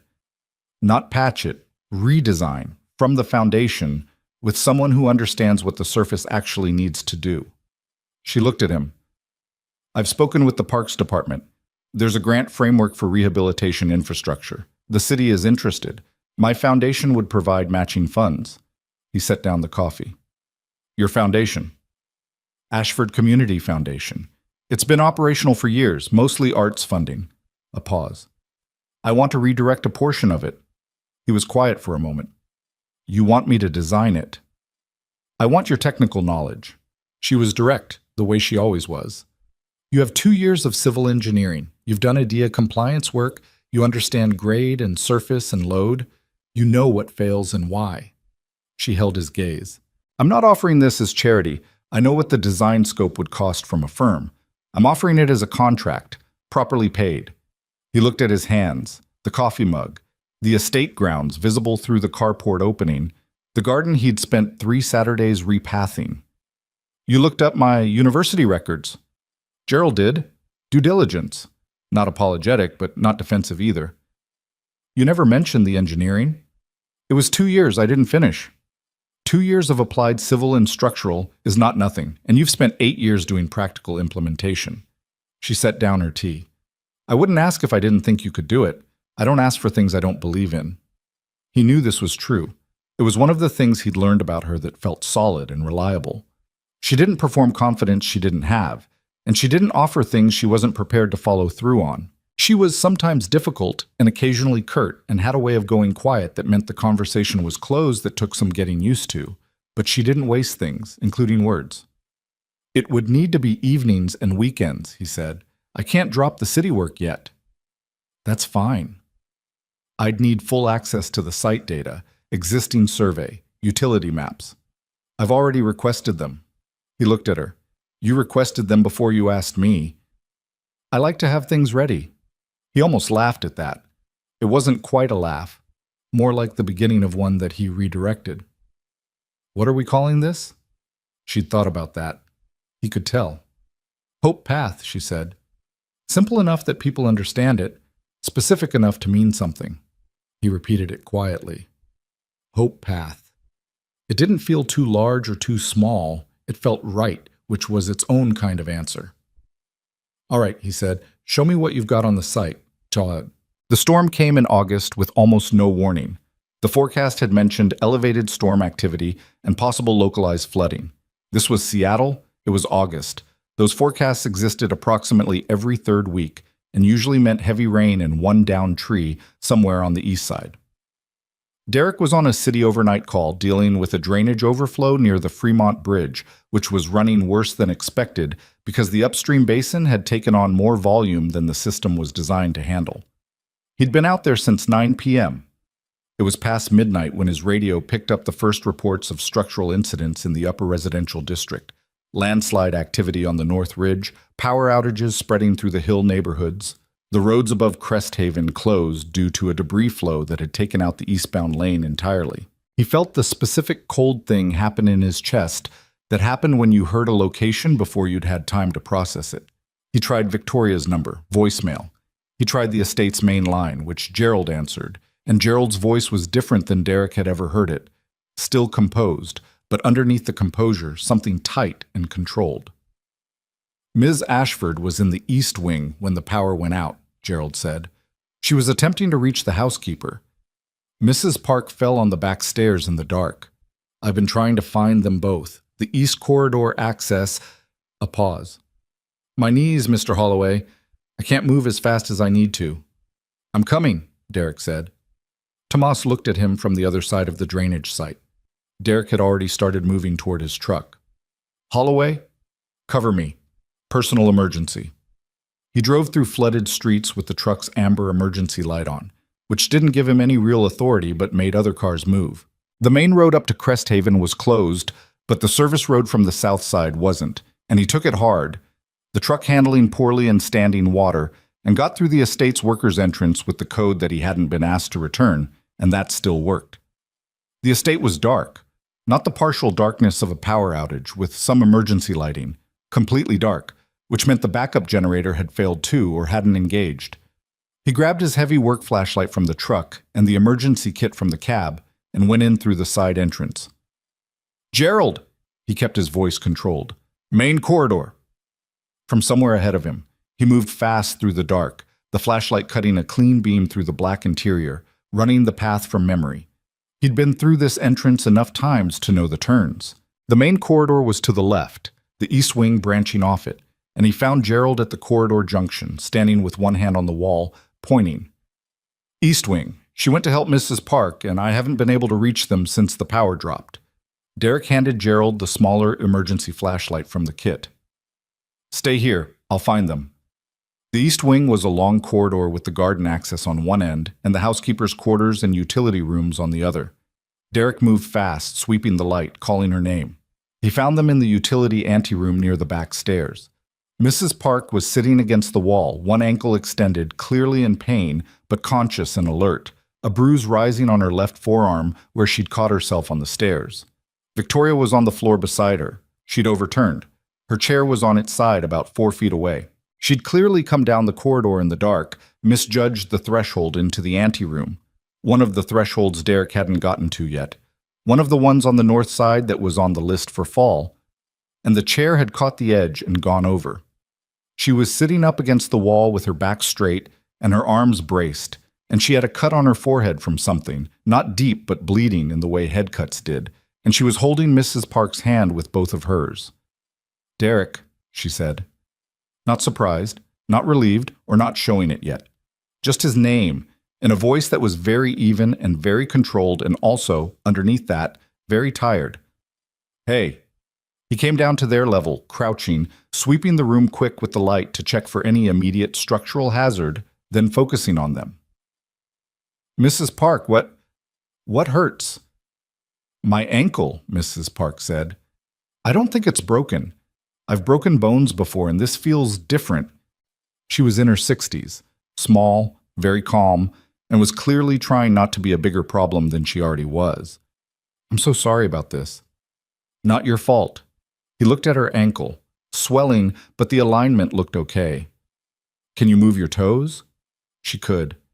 All right, don't put weight on it. I'm going to get you both out of here and then we can look at it properly. He looked at Victoria. The cut on her forehead was still bleeding. I'm fine, she said before he could ask. You're bleeding. I know, it's not serious. He pulled the emergency kit and got the compression pad and held it out to her. She took it and pressed it to her forehead herself, with the self-sufficient precision of someone who had learned to handle her own physical management without assistance as a matter of necessary pride. The chair, she said. He went to it. The chair was on its side, but intact. The frame hadn't bent. The wheels were undamaged. He righted it and checked the brake cable and the axle mounts and the frame integrity with the flashlight in his hands. It's okay, he said. Cable's fine, frame's fine. He helped her back into it, a process that was complicated in the dark, and she had to accept more physical assistance than she'd ordinarily allow. And he could feel the tension in her where she was managing the difficulty of needing help. And he didn't comment on any of it and didn't make it into something, just did what needed to be done. When she was settled and upright, she was breathing slightly harder than usual, and her jaw was set. Thank you, she said. Let's get Mrs. Park out first. Between the two of them, him lifting, her directing, Mrs. Park being determinedly cooperative despite obvious pain, they got the housekeeper to the main corridor and settled on the broad window bench with her ankle elevated, and then Gerald was there with a second flashlight and the kind of efficient calm Derek had come to associate with people who had spent their lives handling other people's crises. Victoria came to a stop at the corridor window. Outside, the storm was still running, rain coming sideways, the estate grounds half visible in the dark. A tree somewhere to the north had come down. Derek could see the shape of it in the faint light from the neighborhood below. Emergency services? She asked. Blocked roads, Derek said. I came through the service route. That may close too if the drainage doesn't hold. He looked out at the grounds. I need to check the east wall drain. If that overflows, it'll come into the basement. Gerald knows where the... Gerald's staying with Mrs. Park. He looked at her. You know where the drain is? A short silence. She did know. He could see her calculating it, and he could see the specific difficulty of being told she was needed to navigate across a property that was dark and flooded and where she'd just overturned, and the separate difficulty of not wanting to need him to take her there. The East Garden path, she said. It'll hold. I poured that right. She looked at him for a moment. I know you did, she said. He checked the east wall drain with the heavy flashlight and confirmed it was blocked with debris, a mass of leaves and broken material the storm had pushed against the grate. He cleared it with a stick from the garden and watched the water level start to drop, which meant the backup wouldn't reach the basement if the rain stayed at the current level. Victoria had stayed at the garden entrance with her flashlight trained on the drain so he could see it to work, which was a practical thing that required her to be outside in the rain, and she hadn't mentioned it once. When he straightened up and came back to the path she was wet through, her hair flat against her face, the compression pad still held to her forehead. Drain's clear, he said. Good. You need to get inside. I know. She didn't move immediately. She was looking at the estate grounds in the storm dark, the shapes of the trees bent by wind, the garden she'd spent the spring rebuilding. Her hands were on her wheels, and her face was turned slightly up like she was taking the rain rather than avoiding it. He stood with her for a moment, in the rain, saying nothing. I'm going to be all right, she said, and it wasn't for him. It was said the way people say things they've been needing to say to themselves. I know you are, he said. She looked at him, and in the dark and the rain her face had no performance in it at all. It was just her, the unmanaged version that he'd seen in pieces over months and was only now seen fully. And it was nothing like the profile pieces, and nothing like the CEO, and nothing like the careful, controlled person who'd taken the corporate hit to protect him in December. It was just a person who was tired and hurting and still sitting upright. I sent them away, she said, meaning him, meaning December, meaning all of it. Because I was afraid of what they'd do to you, and I told myself it was the right thing. Her voice was flat and direct. But it was also because if I let you matter and then something happened, she stopped. I've lost things before. He didn't fill the silence. I don't know what I'm asking, she said. I'm not asking anything. I'm just... She pressed her lips together. I needed you to know that I know why I did it. And it was cowardly, and it was also scared. Both. The rain came down around them. The garden was dark, and the lavender was being hammered flat by the weather, and the east path, which he had poured right, held the weight of both of them without shifting. I'm not going anywhere, he said. I haven't been. I've just been waiting for you to stop trying to make that decision for me. She looked at him for a long moment in the dark. That's frustrating to hear, she said finally. I know. Because you're right. I know that too. Something crossed her face that wasn't quite the involuntary smile and wasn't quite crying. Somewhere between them, in the territory that exhaustion and rain and honesty between two people occupy at midnight in a storm. Let's go inside, she said. They went inside, and Gerald had found candles and had Mrs. Park's ankle properly elevated and had produced tea from somewhere with the inexplicable competence of a man who simply handled things. And they sat in the candlelit corridor while the storm ran its course outside. And nobody said anything particularly important, and all of it mattered anyway. At 2 a.m, the power came back on, and the emergency lights blinked out and the regular lights blinked in, and everyone looked slightly startled by the return of the ordinary world. Derek checked Mrs. Park's ankle one more time, still swelling, probably a sprain, should be seen in the morning. Gerald said he would arrange a doctor. Mrs. Park said she was very sorry to have caused trouble, and Derek said she hadn't, and Victoria said nothing but reached over and patted Mrs. Park's hand once, briefly, before withdrawing. He left at 2:30. Victoria walked him, rolled him, to the side entrance, and they stood in the doorway with the rain down to a murmur now, the worst of it past. The threshold, she said, looking at the entry. He looked too. The threshold he'd gone over his list and not yet gotten to. Next weekend, he said. She looked at him. Next weekend, she said. And it had the same quality as spring in the December text, small and careful and meaning more than its syllables. He drove home through the wet streets, the city putting itself back together around the night's damage, and thought about a woman turning her face up into the rain and saying, I'm going to be all right, like it was something she was deciding, not predicting. He thought she probably was. The threshold got fixed the following weekend, same as he'd said. Derek arrived at 8 on Saturday morning with the right materials already in the truck, and he had the north entrance threshold leveled and sealed before 10. And when he was done, Victoria rolled over it twice in both directions and said nothing, which he'd learned meant the work was correct. She only said something when it wasn't.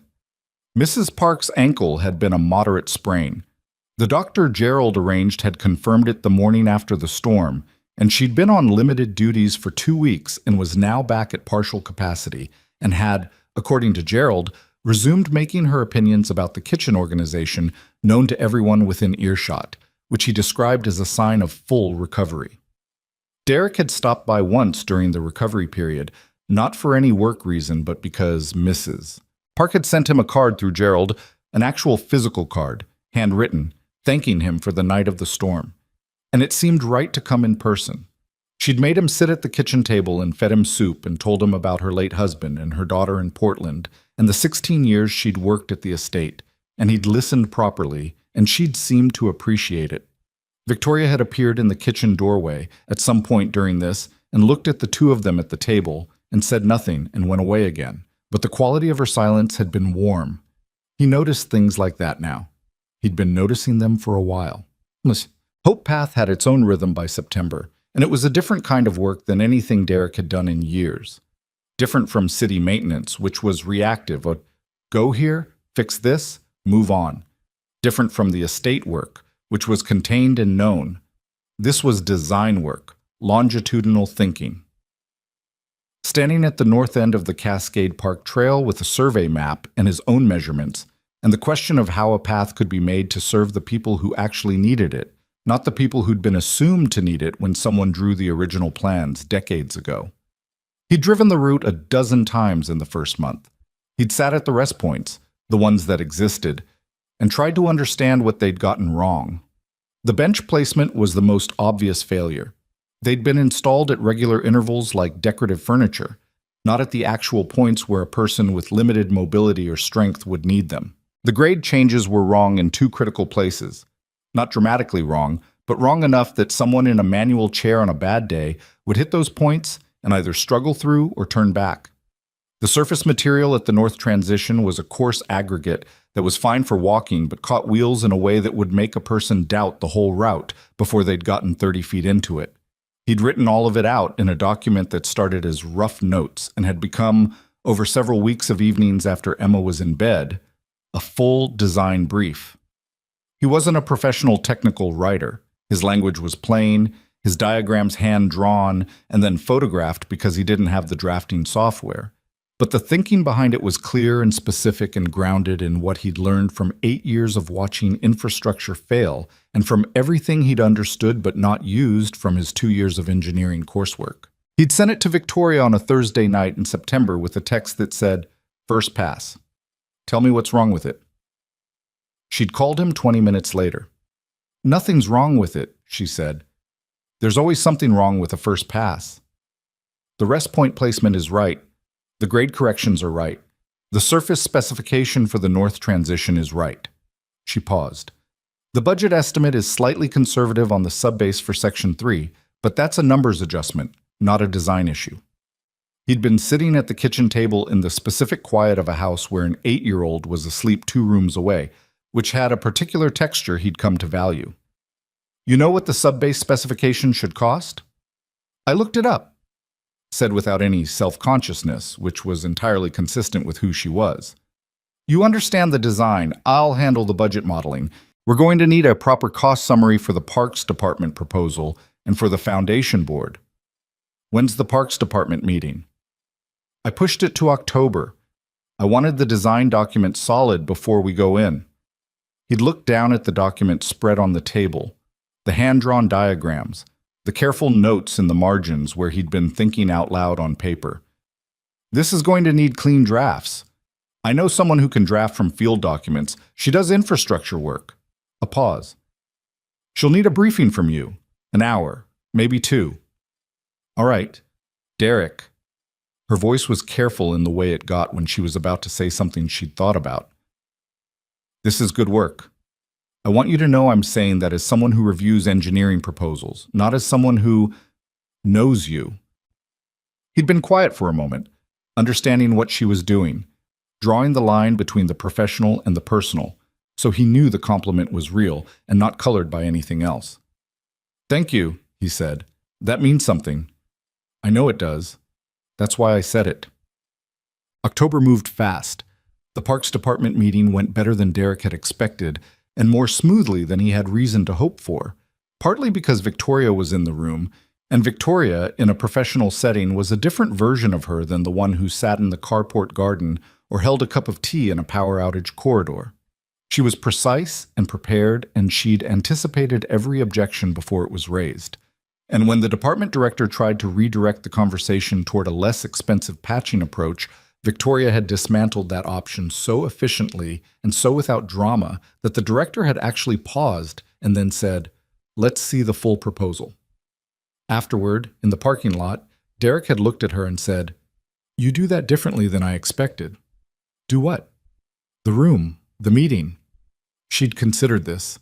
"I've been in a lot of rooms," she said. "You learn what works." "You knew he was going to try the patching redirect." "Of course. It's always the first cost objection." She looked at him sideways. "You held your own in there." "I know the design." "You knew it better than anyone else in the room, and you didn't let them make you feel like you didn't." She said it matter-of-factly.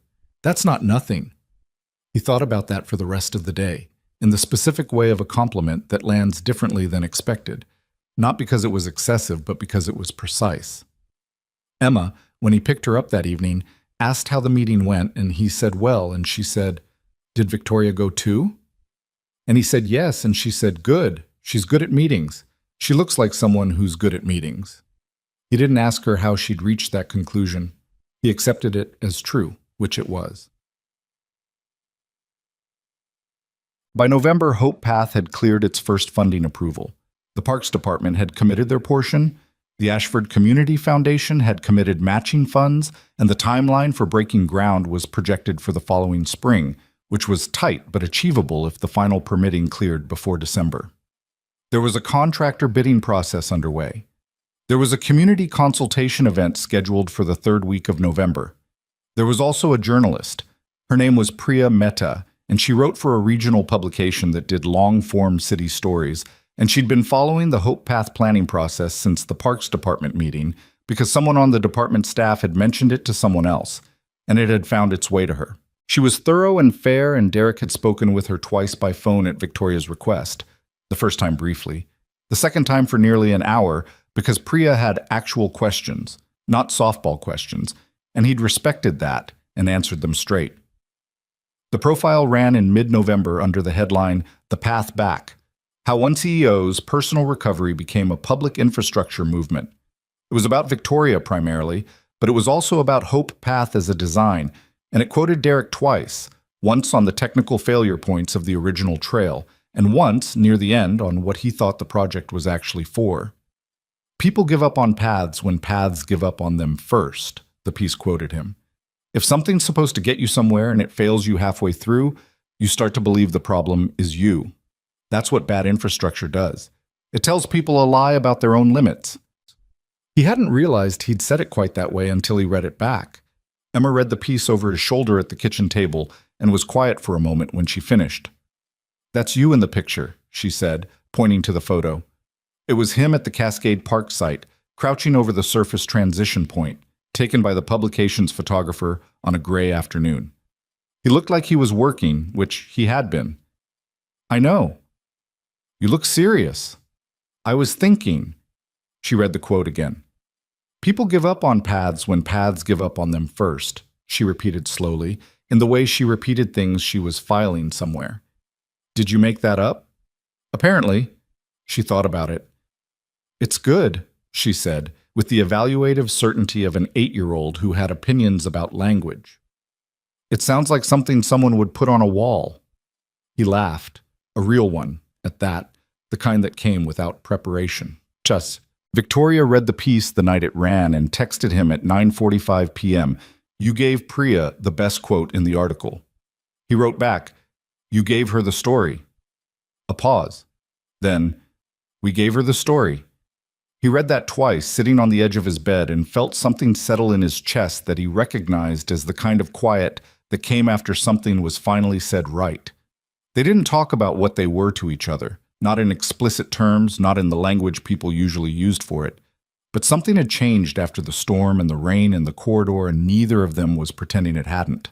He came to the estate most Saturdays and sometimes on weekday evenings when the Hope Path design needed working on, and they sat at the long table in Victoria's study, which was full of books and organized with a precision that bordered on aggressive. And they worked on the design documents and argued about grade tolerances and drank coffee that was better than any coffee Derek had ever made himself. And sometimes the working stopped and the talking continued, and sometimes that went until 11 or later, and he drove home in the dark thinking about all of it. Emma had started calling Victoria by name without prompting, which she hadn't done initially. She'd been careful, the way perceptive children are careful about things that matter. Now she said it easily, naturally, the way you say the name of someone who is simply part of your life. Gerald had started including Emma in the list of people he prepared for when Derek was expected at the estate. There would be a glass of the specific juice she liked and something small to eat, and once, when Emma had mentioned in passing that she was working on a project about birds, a library book about Pacific Northwest bird species that Gerald had produced from somewhere with no explanation and simply placed on the table beside her glass. The estate had changed too, or more precisely, Derek's experience of it had changed. It still felt large, but it was objectively very large, but the specific silence it had carried in those first November Saturdays was gone. It felt like a place where things happened now, where people moved through the rooms with ordinary purposes, and the kitchen made sounds in the afternoon, and the garden had color that someone was tending. He knew he had contributed to that, He was honest enough with himself to know it and to feel, quietly, something like satisfaction in it. Not pride exactly, but the related thing. The sense of having built something that functioned. The community consultation for Hope Path happened on a Thursday evening in a neighborhood community center in the Cascade District. A school gymnasium type of room, folding chairs, tables with the design boards Gerald and the foundation staff had put together from Derek's documents, coffee, and cookies in the corner that people made disproportionate use of. Derek stood near the grade diagram for most of the evening, answering questions from people who came to look, and Victoria moved through the room with the ease of someone who had years of practice in exactly this kind of event, but who was also, he noticed, more present than she was at formal corporate things. She stopped near a man in a power wheelchair who'd been studying the rest point placement diagram for a while.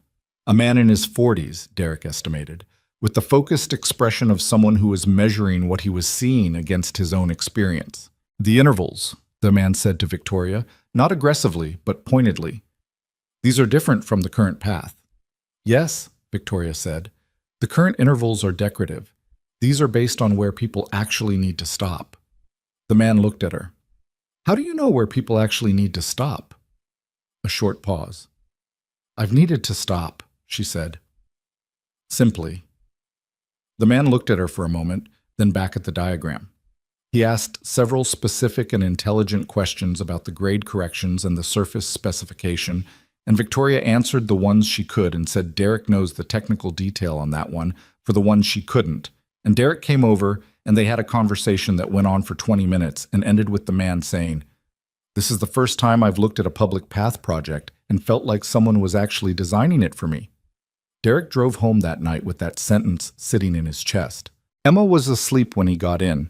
Mrs. Caldera had stayed late, and he looked in on her the way he always did. One lamp in the hallway, the edge of the blanket folded down. She was sleeping on her side with one hand tucked under her chin, and she looked exactly like herself, which was the most reassuring thing he knew how to see. He sat at the kitchen table for a while after, not doing anything in particular. The Rocky drawing was still on the refrigerator. Emma had put it up herself in October and seemed to consider it permanent.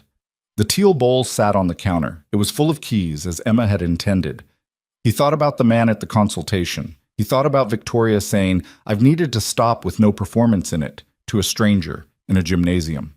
He thought about how far that was from the woman who hadn't been outside her own estate for 14 months, who had let the brake cable go unfixed because she'd stopped maintaining things, including herself. He thought about what it took to come back from that. The specific daily labor of it. Not dramatic, not sudden, just the accumulated choices of someone who decided, 1 degree at a time, to be less small. He was in love with her. He'd known it for a while in the way you know things you're not ready to say out loud yet. Not as a revelation, more like something that had been there since somewhere around the spring, getting clear, and he'd been letting it get clear rather than naming it, because naming things changed them, and he wasn't in a hurry. He was 32 years old, and he had a daughter and a city job and a life that had been carefully reassembled from difficult materials, and he wasn't going to rush something that mattered. But it was true. That was the fact. He went to bed without doing anything with it, which felt right for right now. December returned to the calendar, and Emma declared that Rocky needed a winter update, which involved another drawing, a more sophisticated one than the first. She was 8 now, and her technique had developed, that she sent through Gerald to the estate address. She'd received a letter back from Victoria the previous spring, an actual handwritten letter on good paper, which Emma had read 3 times, and then placed carefully in the box under her bed, where she kept things that mattered. She'd mentioned the letter to Derek only once and indirectly, which meant it was important enough to protect. The permitting cleared in the second week of December, 9 days before the holiday break, and Derek was eating a sandwich in the city truck when Victoria called. "We're cleared," she said. "All of it?" "All of it. Groundbreaking in March if the weather cooperates."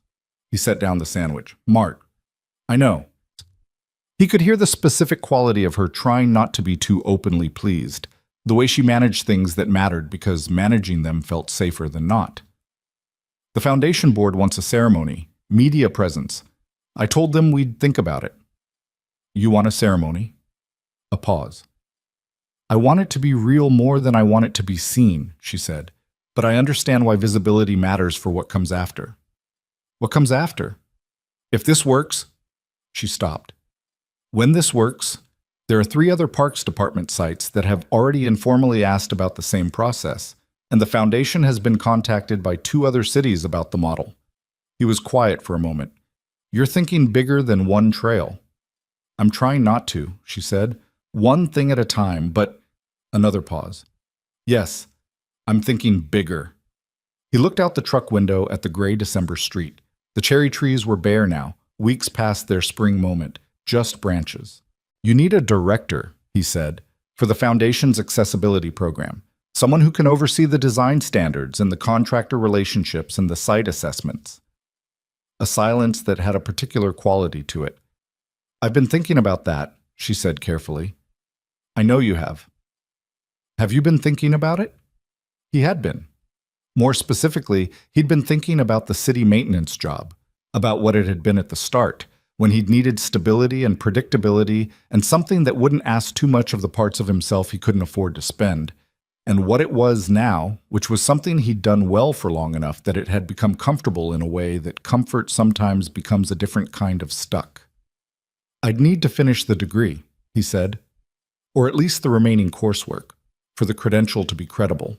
UW has a part-time completion track, Victoria said, in a tone that indicated she'd looked this up and was declining to comment on when. 18 months, evening and weekend format. You looked it up. I look things up. Victoria. Derek. He almost smiled. I'm not making any decisions today. I know. I'm not asking you to. She paused. I'm asking you to think about it. I've been thinking about it since June. A beat. I know, she said, quietly. He finished the sandwich and drank the cold coffee and went back to the drainage route, and Tomas didn't ask him anything because Tomas had learned the specific texture of Derek's moods by now and knew when to let things go. Christmas came and went. Emma got the pottery class series she'd wanted, and a book about bird species, and a small hand lens for examining interesting rocks and minerals, which last item had been purchased by Derek after consultation with Gerald, who had confirmed that yes, this would be well received, and no, he was not overstepping by asking. New Year's arrived with the specific quiet of a city that had been loud and was now temporarily still. Derek stood on the small balcony of his apartment at midnight with a glass of something, and the city below him doing what cities did at midnight on New Year's, lights and distant sounds, and the general sense of the calendar being turned. He thought about a year ago. A year ago, Emma had been 7, and he'd been doing the drain tape on Linden Avenue, and the name Victoria Ashford had meant a large, empty estate at the top of Cresthaven and nothing else. He thought about the garnet stone, still sitting by the garden wall. He thought about the East Garden path, level and correctly surfaced now, the lavender coming back along its border. He thought about the ramp, the finished ramp, pitched right, anchored deep, something that would still be there in 20 years. He thought about design that told the truth, about structures that held what they were supposed to hold, about the difference between a thing that looked fine for 2 seasons and a thing that was built right. His phone buzzed. Happy New Year. The lavender is going to come back stronger this spring. I looked it up. A pause. Then, I'm glad you ran toward the hill that day. He read it twice, typed back. I'm glad you were rolling down it. 3 dots. A long pause. Then, that is a strange thing to be glad about. I know. Go to sleep, Derek. You go to sleep. A longer pause, then simply, good night. He stood on the balcony a little longer after that, with the city below him and the year just turned and everything still in front of them, and felt the particular quality of a life that had not gone the way he'd planned it, and had gone, in ways he hadn't expected, better. Not easier, not perfect, not without loss or difficulty or the specific ongoing weight of doing everything alone that you were not supposed to do alone, but real, and becoming, degree by degree, more. He went inside. He checked on Emma, who was asleep in the new year the same as she'd been in the old one. One hand tucked under her chin, the edge of the blanket folded down. He tucked the blanket back up. She stirred slightly, muttered something that might have been a word and might not have been, and settled again. He turned off the hall lamp, went to bed, let the year begin. March came in cold and clear, which was the best Seattle ever offered for outdoor work, and Derek stood at the north end of the Cascade Park Trail at 7:15 in the morning and watched the groundbreaking crew set up their equipment in the thin early light and felt something he didn't have a clean name for. Not pride, exactly. Something older than that. Something closer to recognition. The feeling of standing in a place where a thing you'd imagined was about to become physical, was about to stop being a document on a table and start being ground broken and material placed and structure raised. He'd felt it once or twice in his engineering coursework, back when he was 20 and hadn't yet learned how much could interrupt the distance between a plan and its completion. He'd thought he'd left that feeling behind when he left the program. Finding it again, here, on a trail in a public park at 7 in the morning with his breath visible in the cold air, felt like recovering something he hadn't known he'd been missing. Victoria arrived at 7:30, Gerald driving the estate car up the service access road. She'd insisted the groundbreaking be a working event, not a photo opportunity. There would be press there later, at 10, for the official ceremony portion, but the actual first work of the day would happen before cameras arrived, which Derek had agreed with entirely, and which had caused some friction with the Foundation's communications staff that Victoria had resolved by being Victoria. She got out of the car and looked at the site and said nothing for a moment. Just looked. He came to stand beside her.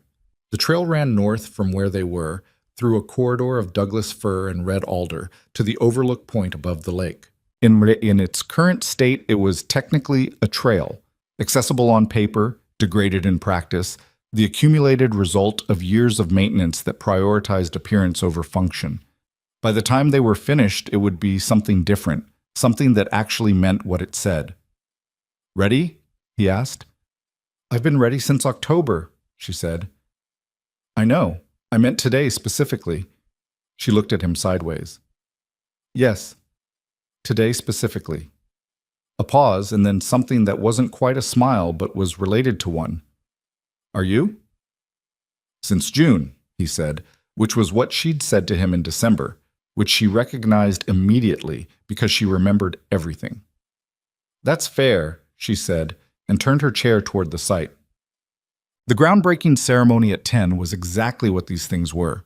Speeches, a symbolic shovel in ground that wasn't actually the project soil, photographs, the Parks Department director saying the right things about community investment, Victoria at the microphone being precise and composed and saying, near the end, something that hadn't been in the prepared remarks. This trail failed the people it was supposed to serve, not dramatically, quietly, in the way that things fail when nobody who needs them to work has any power over whether they do. We're not fixing that by being generous. We're fixing it because it was wrong, and it was wrong for a long time, and it should have been fixed sooner. The director beside her looked briefly uncertain about whether to applaud that. The people in the gathered crowd who were there in wheelchairs and walkers and with mobility aids of various kinds applauded before he'd finished deciding. Derek stood at the back of the crowd and watched her at the microphone and thought about Cresthaven Road in the rain, about the way she'd looked coming down that hill. Jaw set, hands on the armrests, not screaming, already trying to solve it. He'd caught her that day. But that was the small part. The part that people told as a story. What had actually happened, the real version, was that they'd caught each other. Slowly, imperfectly, across months and setbacks, and one significant storm, and more cups of coffee than he could count, in a series of small decisions that didn't feel dramatic at the time, but had accumulated into something that held weight. That was how real things were built, not in moments, in the aggregate. Construction on Hope Path ran through April and May, and Derek was on site most days when he wasn't on city shift, managing the contractor relationships and the material delivery schedule and the grade verification at each section as it was completed. It was the most technically demanding work he'd done since leaving university, and it required him to go back to things he'd half remembered and verify them properly, which meant evenings with engineering references and a growing folder of notes that Emma had once picked up off the kitchen table, leafed through with the evaluative air of an academic reviewer, and said, "This looks like homework." It is, sort of. She'd considered that. Are you going back to school? He'd been thinking about how to have this conversation for 2 months. Maybe. Would that be okay with you? She'd looked at him with the dark, serious eyes. Why wouldn't it be okay? It would mean some evenings being busier. You'd be with Mrs. Caldera more. I like Mrs. Caldera. I know you do. Emma had set the folder down and gone back to her drawing and then said, without looking up, Dad, you should do the things that are right, even if they're harder. She'd said it with the casual certainty of someone stating something obvious, as if she'd been carrying this position for a while and was mildly surprised he'd needed it explained. He'd looked at her bent head, the dark hair, the careful hand moving across the paper. When did you get so sensible? I've always been sensible, she said, which was partly true. He enrolled in the UW part-time completion track in April, evenings and Saturdays, 18 months to finish what he'd left. The first class was structural analysis, which was both the most relevant and the most demanding, and he sat in the back of the classroom on the first evening feeling slightly absurd. 32 years old, the oldest person in most of his classes by 8 years.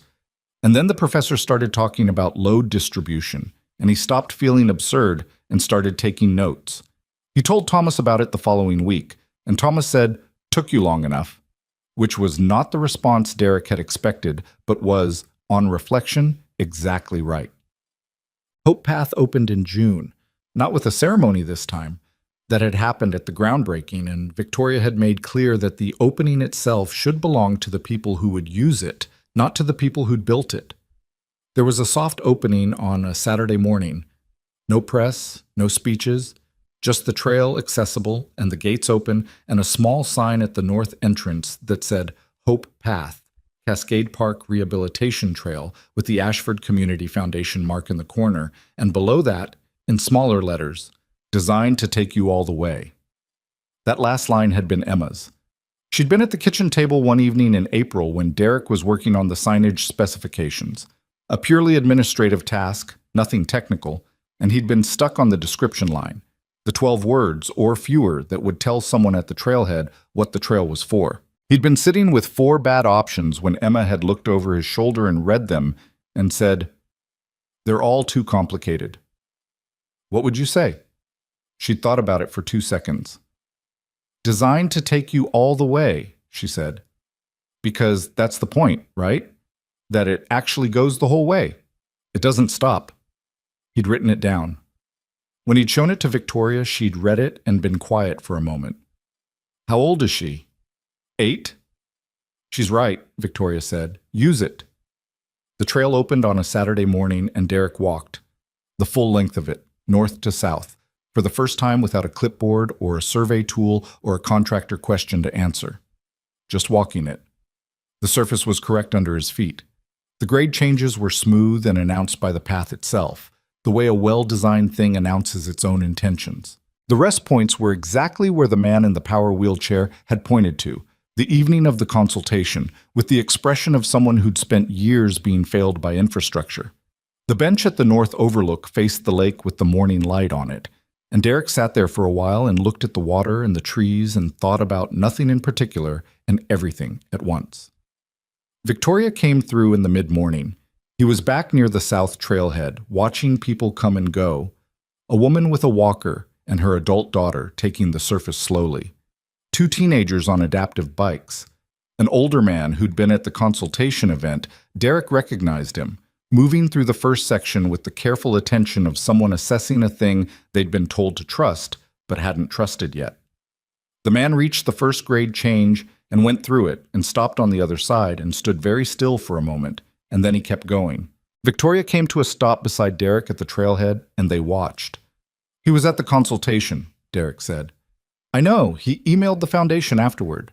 She watched the man disappear around the first bend. "He said he'd stopped using this park 2 years ago because of the grade change." 2 years. Derek thought about 2 years of not going somewhere you wanted to go because the path told you it wasn't for you. He thought about what that accumulated into, over 2 years, in a person. What it said about you that you internalized as true.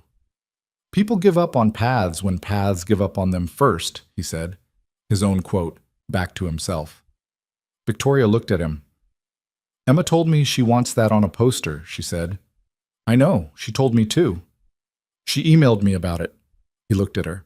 She emailed you. She has Gerald's address. She uses it. Victoria's mouth curved. The subject line was poster idea, important. He closed his eyes briefly. I'm sorry. Don't apologize. She's right about the poster. The curve became the real smile, the involuntary one, the one she'd never learned to fully manage and had stopped fully trying to. She's right about most things, actually. It's slightly alarming. Tell me about it. They stood at the trailhead in the June morning while the trail did what it was built to do, carried people through, all the way, without stopping. And the light came through the fir trees in that specific way it had in early summer in this city when the clouds were right, and neither of them said anything for a while. And the quiet between them was the kind that had been built over time and held weight and didn't need filling. Okay, he asked her, properly, on a Tuesday evening in July. Not with planning or ceremony, which was not how either of them worked, and not with the particular performance of a significant moment, which would have made them both uncomfortable. He asked her because it was a Tuesday, and they were at the long table in her study going over the design specifications for the Second Hope Path site, a park in the Rainier Valley that the Parks Department had formally requested in May, and she'd made a correction to a grade calculation in the margins of his draft in the precise, non-hedging way she always made corrections. And he'd looked at the correction and then at her, and the thing he'd been carrying since sometime around the spring of the previous year had simply arrived at the moment of being said. I'd like to do this properly, he said. She looked up from the draft. Do what properly? This. He held her gaze. Us. Whatever we've been doing for a year and a half that we haven't named. She was still for a moment. The study was quiet. Gerald had gone home. Emma was at Mrs. Caldera's. The estate had the specific nighttime quiet of a large house with only 2 people in it. I know what we've been doing, she said. So do I. And you want to name it. I want to stop pretending it doesn't have a name. She looked at him for a long moment, and he could see her working through it. Not whether she wanted to, he didn't think it was that, but the other thing, the thing she'd told him about in the rain, the fear that existed independently of the wanting. The history of losing things, and the way that history rewrote itself onto the present and made you do preemptive damage to protect against it. He knew something about that. He knew it from the inside. I'm not going anywhere, he said, same as he'd said it in the storm, in the rain, in the East Garden. I've been here. I've been making that clear for a year and a half, and I don't know what else I can do except say it directly. You've been clear, she said. Then what am I waiting for? A pause. You're not waiting, she said. I am. I know. I'm not. She stopped. Started again. I'm not good at this. I'm aware of that. I'm not easy to be with, and I know it. I work too much and I go quiet when I should talk, and I made you wait through a winter because I was afraid of what my board would do, and that was wrong. And I've thought about it enough times to know exactly how wrong it was. You've also designed a trail system that's expanding to 4 cities, he said. You came back outside when outside was where you got hurt. You let an 8-year-old name your garden stone and send you drawings, and you wrote her back on actual paper. She looked at him. You're not easy, he said. Neither am I. I've got a kid and a city salary, and I'm finishing a degree at 32 in evening classes. And I'm still, I don't know, some days I'm still working out who I am after Claire. That doesn't go away clean. He said it plainly, because she was someone who deserved plain. But I'd rather work all of that out with you than without you. That's what I know. The room was very quiet. Then Victoria said, I'd rather do that too. And her voice was quiet and even and completely unmanaged, and it was the most honest thing she'd said to him, which was significant because she was one of the most honest people he'd met. He reached across the table and took her hand, and she let him, and her hand was cold the way it always was, and she didn't pull away. They stayed like that for a while, the design document spread between them, the study lamp making a warm circle in the July evening, and neither of them said anything else for a long time, because what had been said was enough, and there was a specific relief in that, in the thing having been said and not having destroyed anything, in the world being the same as it was before and also entirely different. The second Hope Path site broke ground in September. The third was approved for the following spring. A city in Oregon had reached out about adapting the design framework. A city in Minnesota had sent a formal inquiry. Victoria had restructured the Ashford Community Foundation's accessibility program into its own operational branch and had, in October, offered Derek the director position formally and in writing, with a salary that reflected what the work actually was rather than what his city job paid, and he'd sat with the offer letter for 1 week and then given notice at the city. Tomas shook his hand on his last day and said, "Go do the thing," which was not Tomas's usual level of eloquence, but was precise. The UW coursework was at the 14-month mark. He had 4 months left, 2 courses remaining, a structural analysis final that he was cautiously confident about, and a materials specification course that was genuinely hard and required more evenings than he'd budgeted for. Mrs. Caldera, who had been informed about the degree completion with the gravity due a significant development, had proactively offered additional evenings without being asked, and Emma had responded to this by drawing Mrs. Caldera a portrait that the older woman had framed and placed on her living room wall, which Emma reported with considerable satisfaction. Emma herself was 8 going on 9, and she had entered a phase of her development that involved strong opinions about birds, an evolving understanding of mineralogy that Rocky the Garnet Stone had initiated and that had expanded into a genuine hobby with a reference book and a small collection of specimens, and a social sophistication that continued to be slightly ahead of her actual years. She knew what was happening between her father and Victoria in the way that children know things that adults think they're being subtle about, which is to say entirely and for longer than the adults realized. She'd said something once, in August, while they were driving home from the estate on a Sunday evening, that Derek had turned over many times since. She'd been looking out the window and she'd said, with no particular lead-up, "Dad, Victoria is good for you," said not as a question and not as an observation seeking confirmation. Said as a fact being registered for the record. He'd glanced at her in the rearview mirror. "Yeah?" "You laugh more," she said. "Not like pretend laugh, real laugh." He hadn't had an answer for that didn't involve acknowledging that she was absolutely right. The Silver Keys were on a Saturday in November. He hadn't expected them, which was the point, or part of it. He'd come to the estate that morning not for work, there was no specific work that day, but because coming to the estate on Saturday mornings had become, over the previous year, the shape of his week's anchor point, the thing the other days oriented around. Victoria had been quiet most of the morning, not the managed quiet, the real one, which he could now distinguish from the managed version, which had taken the better part of a year to learn. The real quiet meant she was carrying something she was working out how to say. They had lunch in the morning room, Gerald's doing, simple and good. And afterward, Victoria set her cup down and looked at him with the direct, assessing look she'd turned on him that first day at the South Trailhead while he was examining her wheelchair brake. "I have something I need to say," she said. "All right, and I need you not to respond immediately. Let me finish." "Okay." She reached into the pocket of her jacket, a specific jacket, dark green, the one she wore on weekends when she wasn't performing anything for anyone, and set something on the table between them, the silver keys. He recognized them. He'd held them in the rain on Cresthaven Road and driven up the hill with them and returned them to Gerald that first day, and then been given a copy of the gate code instead. He hadn't seen these particular keys since November of the year before last. "When I handed you those on the hill," she said, "I was asking for help. That was all I knew how to do that day. Hold out something and ask someone to take it." She looked at the keys on the table. "I've thought about that a lot, about what I was actually asking for, and what I thought I was asking for, and how different those turned out to be." He didn't say anything, because he'd agreed not to yet.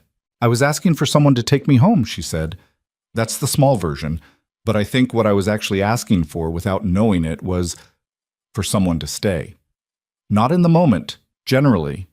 I'd been in that estate for 14 months, and everyone who came did their job and left, and I told myself that was fine, that was what I needed, that I wasn't someone that I didn't need the other thing." She stopped. "I was wrong about that." The morning room was quiet. November light came through the tall windows, pale and thin. You stayed, she said, not because you had to, not because it was easy. You stayed through the board and the canceled contract and the storm and all the distances I put between us because I was afraid. And you stayed without making me feel like staying was something I owed you for. She looked at him. I don't know what I did to deserve that. I've thought about it and I can't come up with an answer, but I know what I want to do with it. She pushed the keys across the table. These aren't an emergency this time, she said. I'm not asking you to take me home. I'm asking you to be home. Here. With Emma. With me.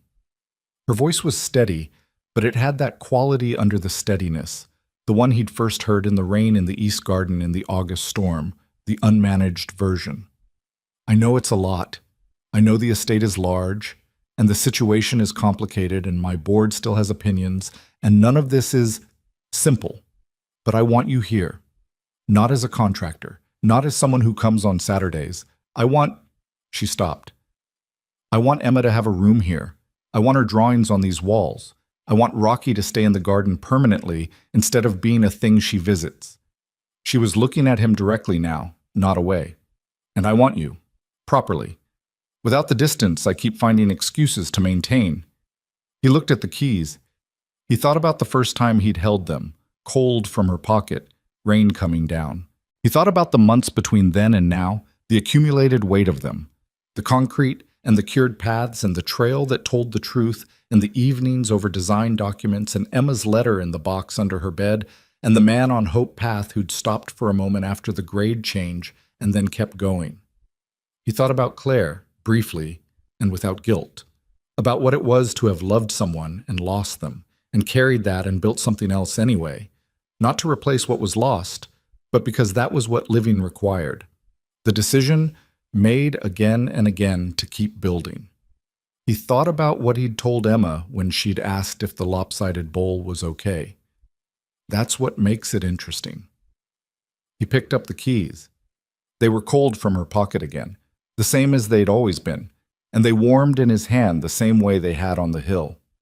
Okay, he said. She looked at him. Okay? Okay. Yes. He held her gaze. Emma is going to want to redesign her room entirely. Something shifted in Victoria's face. The full involuntary smile, the real one, and this time she let it stay. I assumed. She'll have opinions about the garden too. Rocky needs a companion stone, apparently. She mentioned it in September. She told me. I've been ignoring it. I haven't. He looked at her. You already looked for one. Gerald found 3 options. He shook his head and the laugh came. The real one, the kind Emma had identified. Of course he did. Victoria looked at him across the table, the keys between them, the November light sitting on everything, and her face had nothing managed in it, nothing performed, nothing protected. Just her. The person under all the versions of herself she'd had to become in order to keep functioning, which was what everyone was, finally, themselves, under everything they'd learned to wear. I should tell you something, she said. What? I was afraid this morning, before you came. She said it without apology, just registration. I made Gerald rearrange the bookshelves because I needed something to do with it. He glanced at the bookshelves along the study wall. They looked different than usual. He hadn't been able to identify why. How do they look? Worse, she said. I'll put them back. Leave them, he said. It's a good reminder. She looked at the bookshelves, then back at him. A reminder of what? That you're human, he said, like the rest of us. She was quiet for a moment. That's either reassuring or alarming. Both, he said. That's usually how the important things are. There are people who come into your life like weather, sudden and significant and gone. And there are people who come in like structural change. You don't notice it happening day by day, and then one morning you look at what you're standing on, and it's different than it was, and stronger. And the difference was built in ordinary increments that didn't feel like construction at the time. Derek Holloway had believed for 3 years after Claire that the best he could do was maintain. Keep the existing structure sound. Don't let the damage spread. Take care of Emma. Do the work.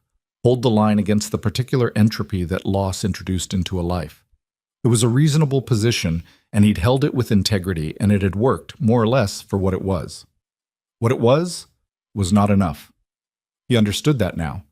Not as a failure, he didn't think of it as failure, but as a phase. As the necessary thing before the next thing. The curing period, the way fresh concrete cured.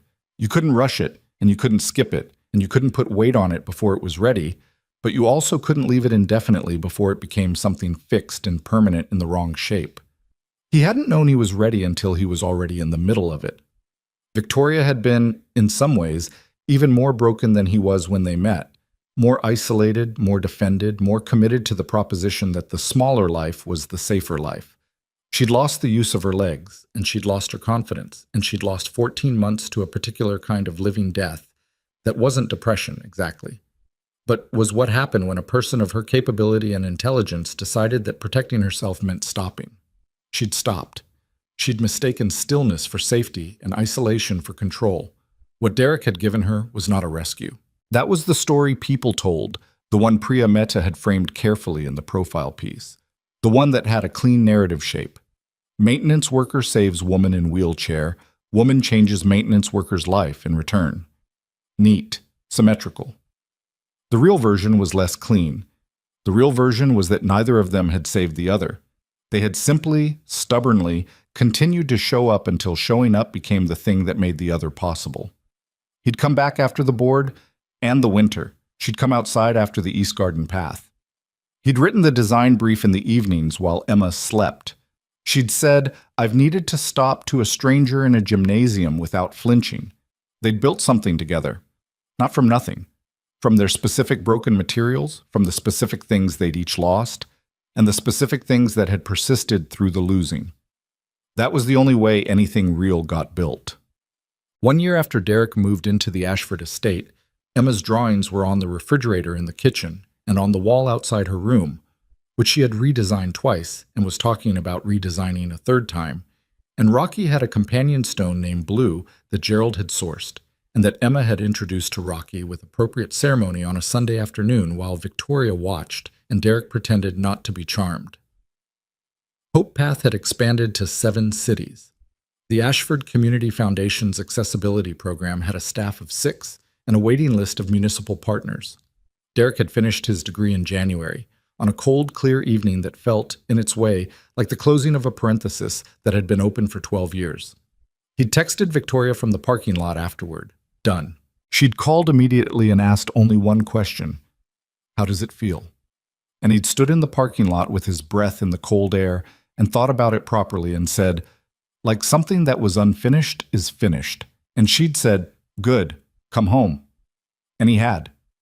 Emma had framed the degree certificate herself, a small frame she'd found in the garage, and repainted teal, because the bowl was teal and Rocky's companion stone was teal, and she had decided that teal was the family's color, which was not a decision anyone had been consulted about, but which nobody contested. The certificate hung in the study, slightly off-center because Emma had measured by eye and Derek had looked at it and thought, leave it. Imperfect things made by people who meant them. That was what made them worth keeping. Mrs.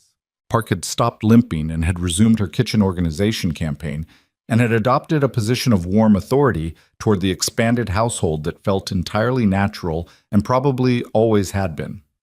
Gerald had become somehow the kind of steadying presence in Emma's life that she didn't have words for but relied on, and he seemed to find this role, guardian of the Garnet Stones correspondence, procurer of bird books, solemn witness to rock introductions, entirely suited to him. There was a Thursday morning in the following April, a year and a half after the Keys, 2.5 years after the Hill, when Derek came through the estate's kitchen at 6:30 to find Emma already awake and at the table drawing in the specific early morning quiet before everything started. She was working on something detailed, her hand moving carefully, and she didn't look up when he came in. He made coffee and stood at the window that looked out over the East Garden. The lavender was coming up again, 3rd year running, more of it now than the original, the way lavender spread when someone tended it right. The path ran along it, level, correct, surface holding. The turning radius at the garden entrance was wide enough, the same as he'd built it. Dad, Emma said, without looking up from the drawing. Yeah. Do you think the paths we build are still there after we're gone? He considered that. It wasn't a rhetorical question. She was 8, nearly 9, and she asked the things she actually wanted to know. If they're built right, he said. Yeah. She nodded slowly, still drawing. That's good, she said.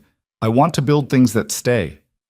He looked at her, the careful hand, the dark hair, the absolute seriousness of someone at the beginning of understanding what their life might be for. He thought about all the things that had brought them to this kitchen, this morning. A brake cable, a storm, a set of silver keys handed across a table in the November light, the specific stubbornness of Lavender, a child who sent drawings through the mail to people she'd decided mattered without asking anyone's permission. He thought about what it meant to build things that stayed, not perfectly. Nothing stayed perfectly. Materials degraded, surfaces wore, the world exerted its pressures continuously and without mercy. But built right, they held. Built right, they carried the weight they were meant to carry, and the people who needed them could trust them, and that trust was not a small thing. That trust was the whole point. Victoria came into the kitchen at 7, hair still down, moving through the doorway with the ease of someone in their own space, her chair leaving the small familiar sound on the tile that he'd long since stopped consciously registering. She looked at Emma. She looked at Derek. She reached across him for the coffee in the way of someone who had stopped performing movements and had started simply making them. Morning, she said. Morning, Emma said. Morning, he said. The garden was outside the window. The path ran through it. The lavender was coming up again. The coffee was hot, and the kitchen was warm, and somewhere in the estate, Gerald was doing the first things of his morning with the quiet competence that held the whole structure together. And outside the city was beginning its day, and Hope Path was in 7 cities, and going to more. And somewhere on a trail in Cascade Park, a man who hadn't been able to use his own park for 2 years was perhaps taking the North Trail all the way to the overlook and sitting on the bench and looking at the lake. Sometimes the path that saves you is built by people who needed saving too. Sometimes the thing you catch at the bottom of a hill is the beginning of everything. Sometimes the keys in your hand are cold because someone has been holding on to them for a long time, waiting to find someone worth giving them to. Derek Holloway had run toward a hill once, in the rain, because someone was falling, and that had seemed like the whole story at the time. It wasn't. It was just the first sentence. The rest was ordinary and extraordinary in the way all real things are, built slowly, imperfectly, in increments too small to call dramatic, by people who were broken in ways that turned out to be compatible with each other. The story was this kitchen, this morning, the lavender coming back.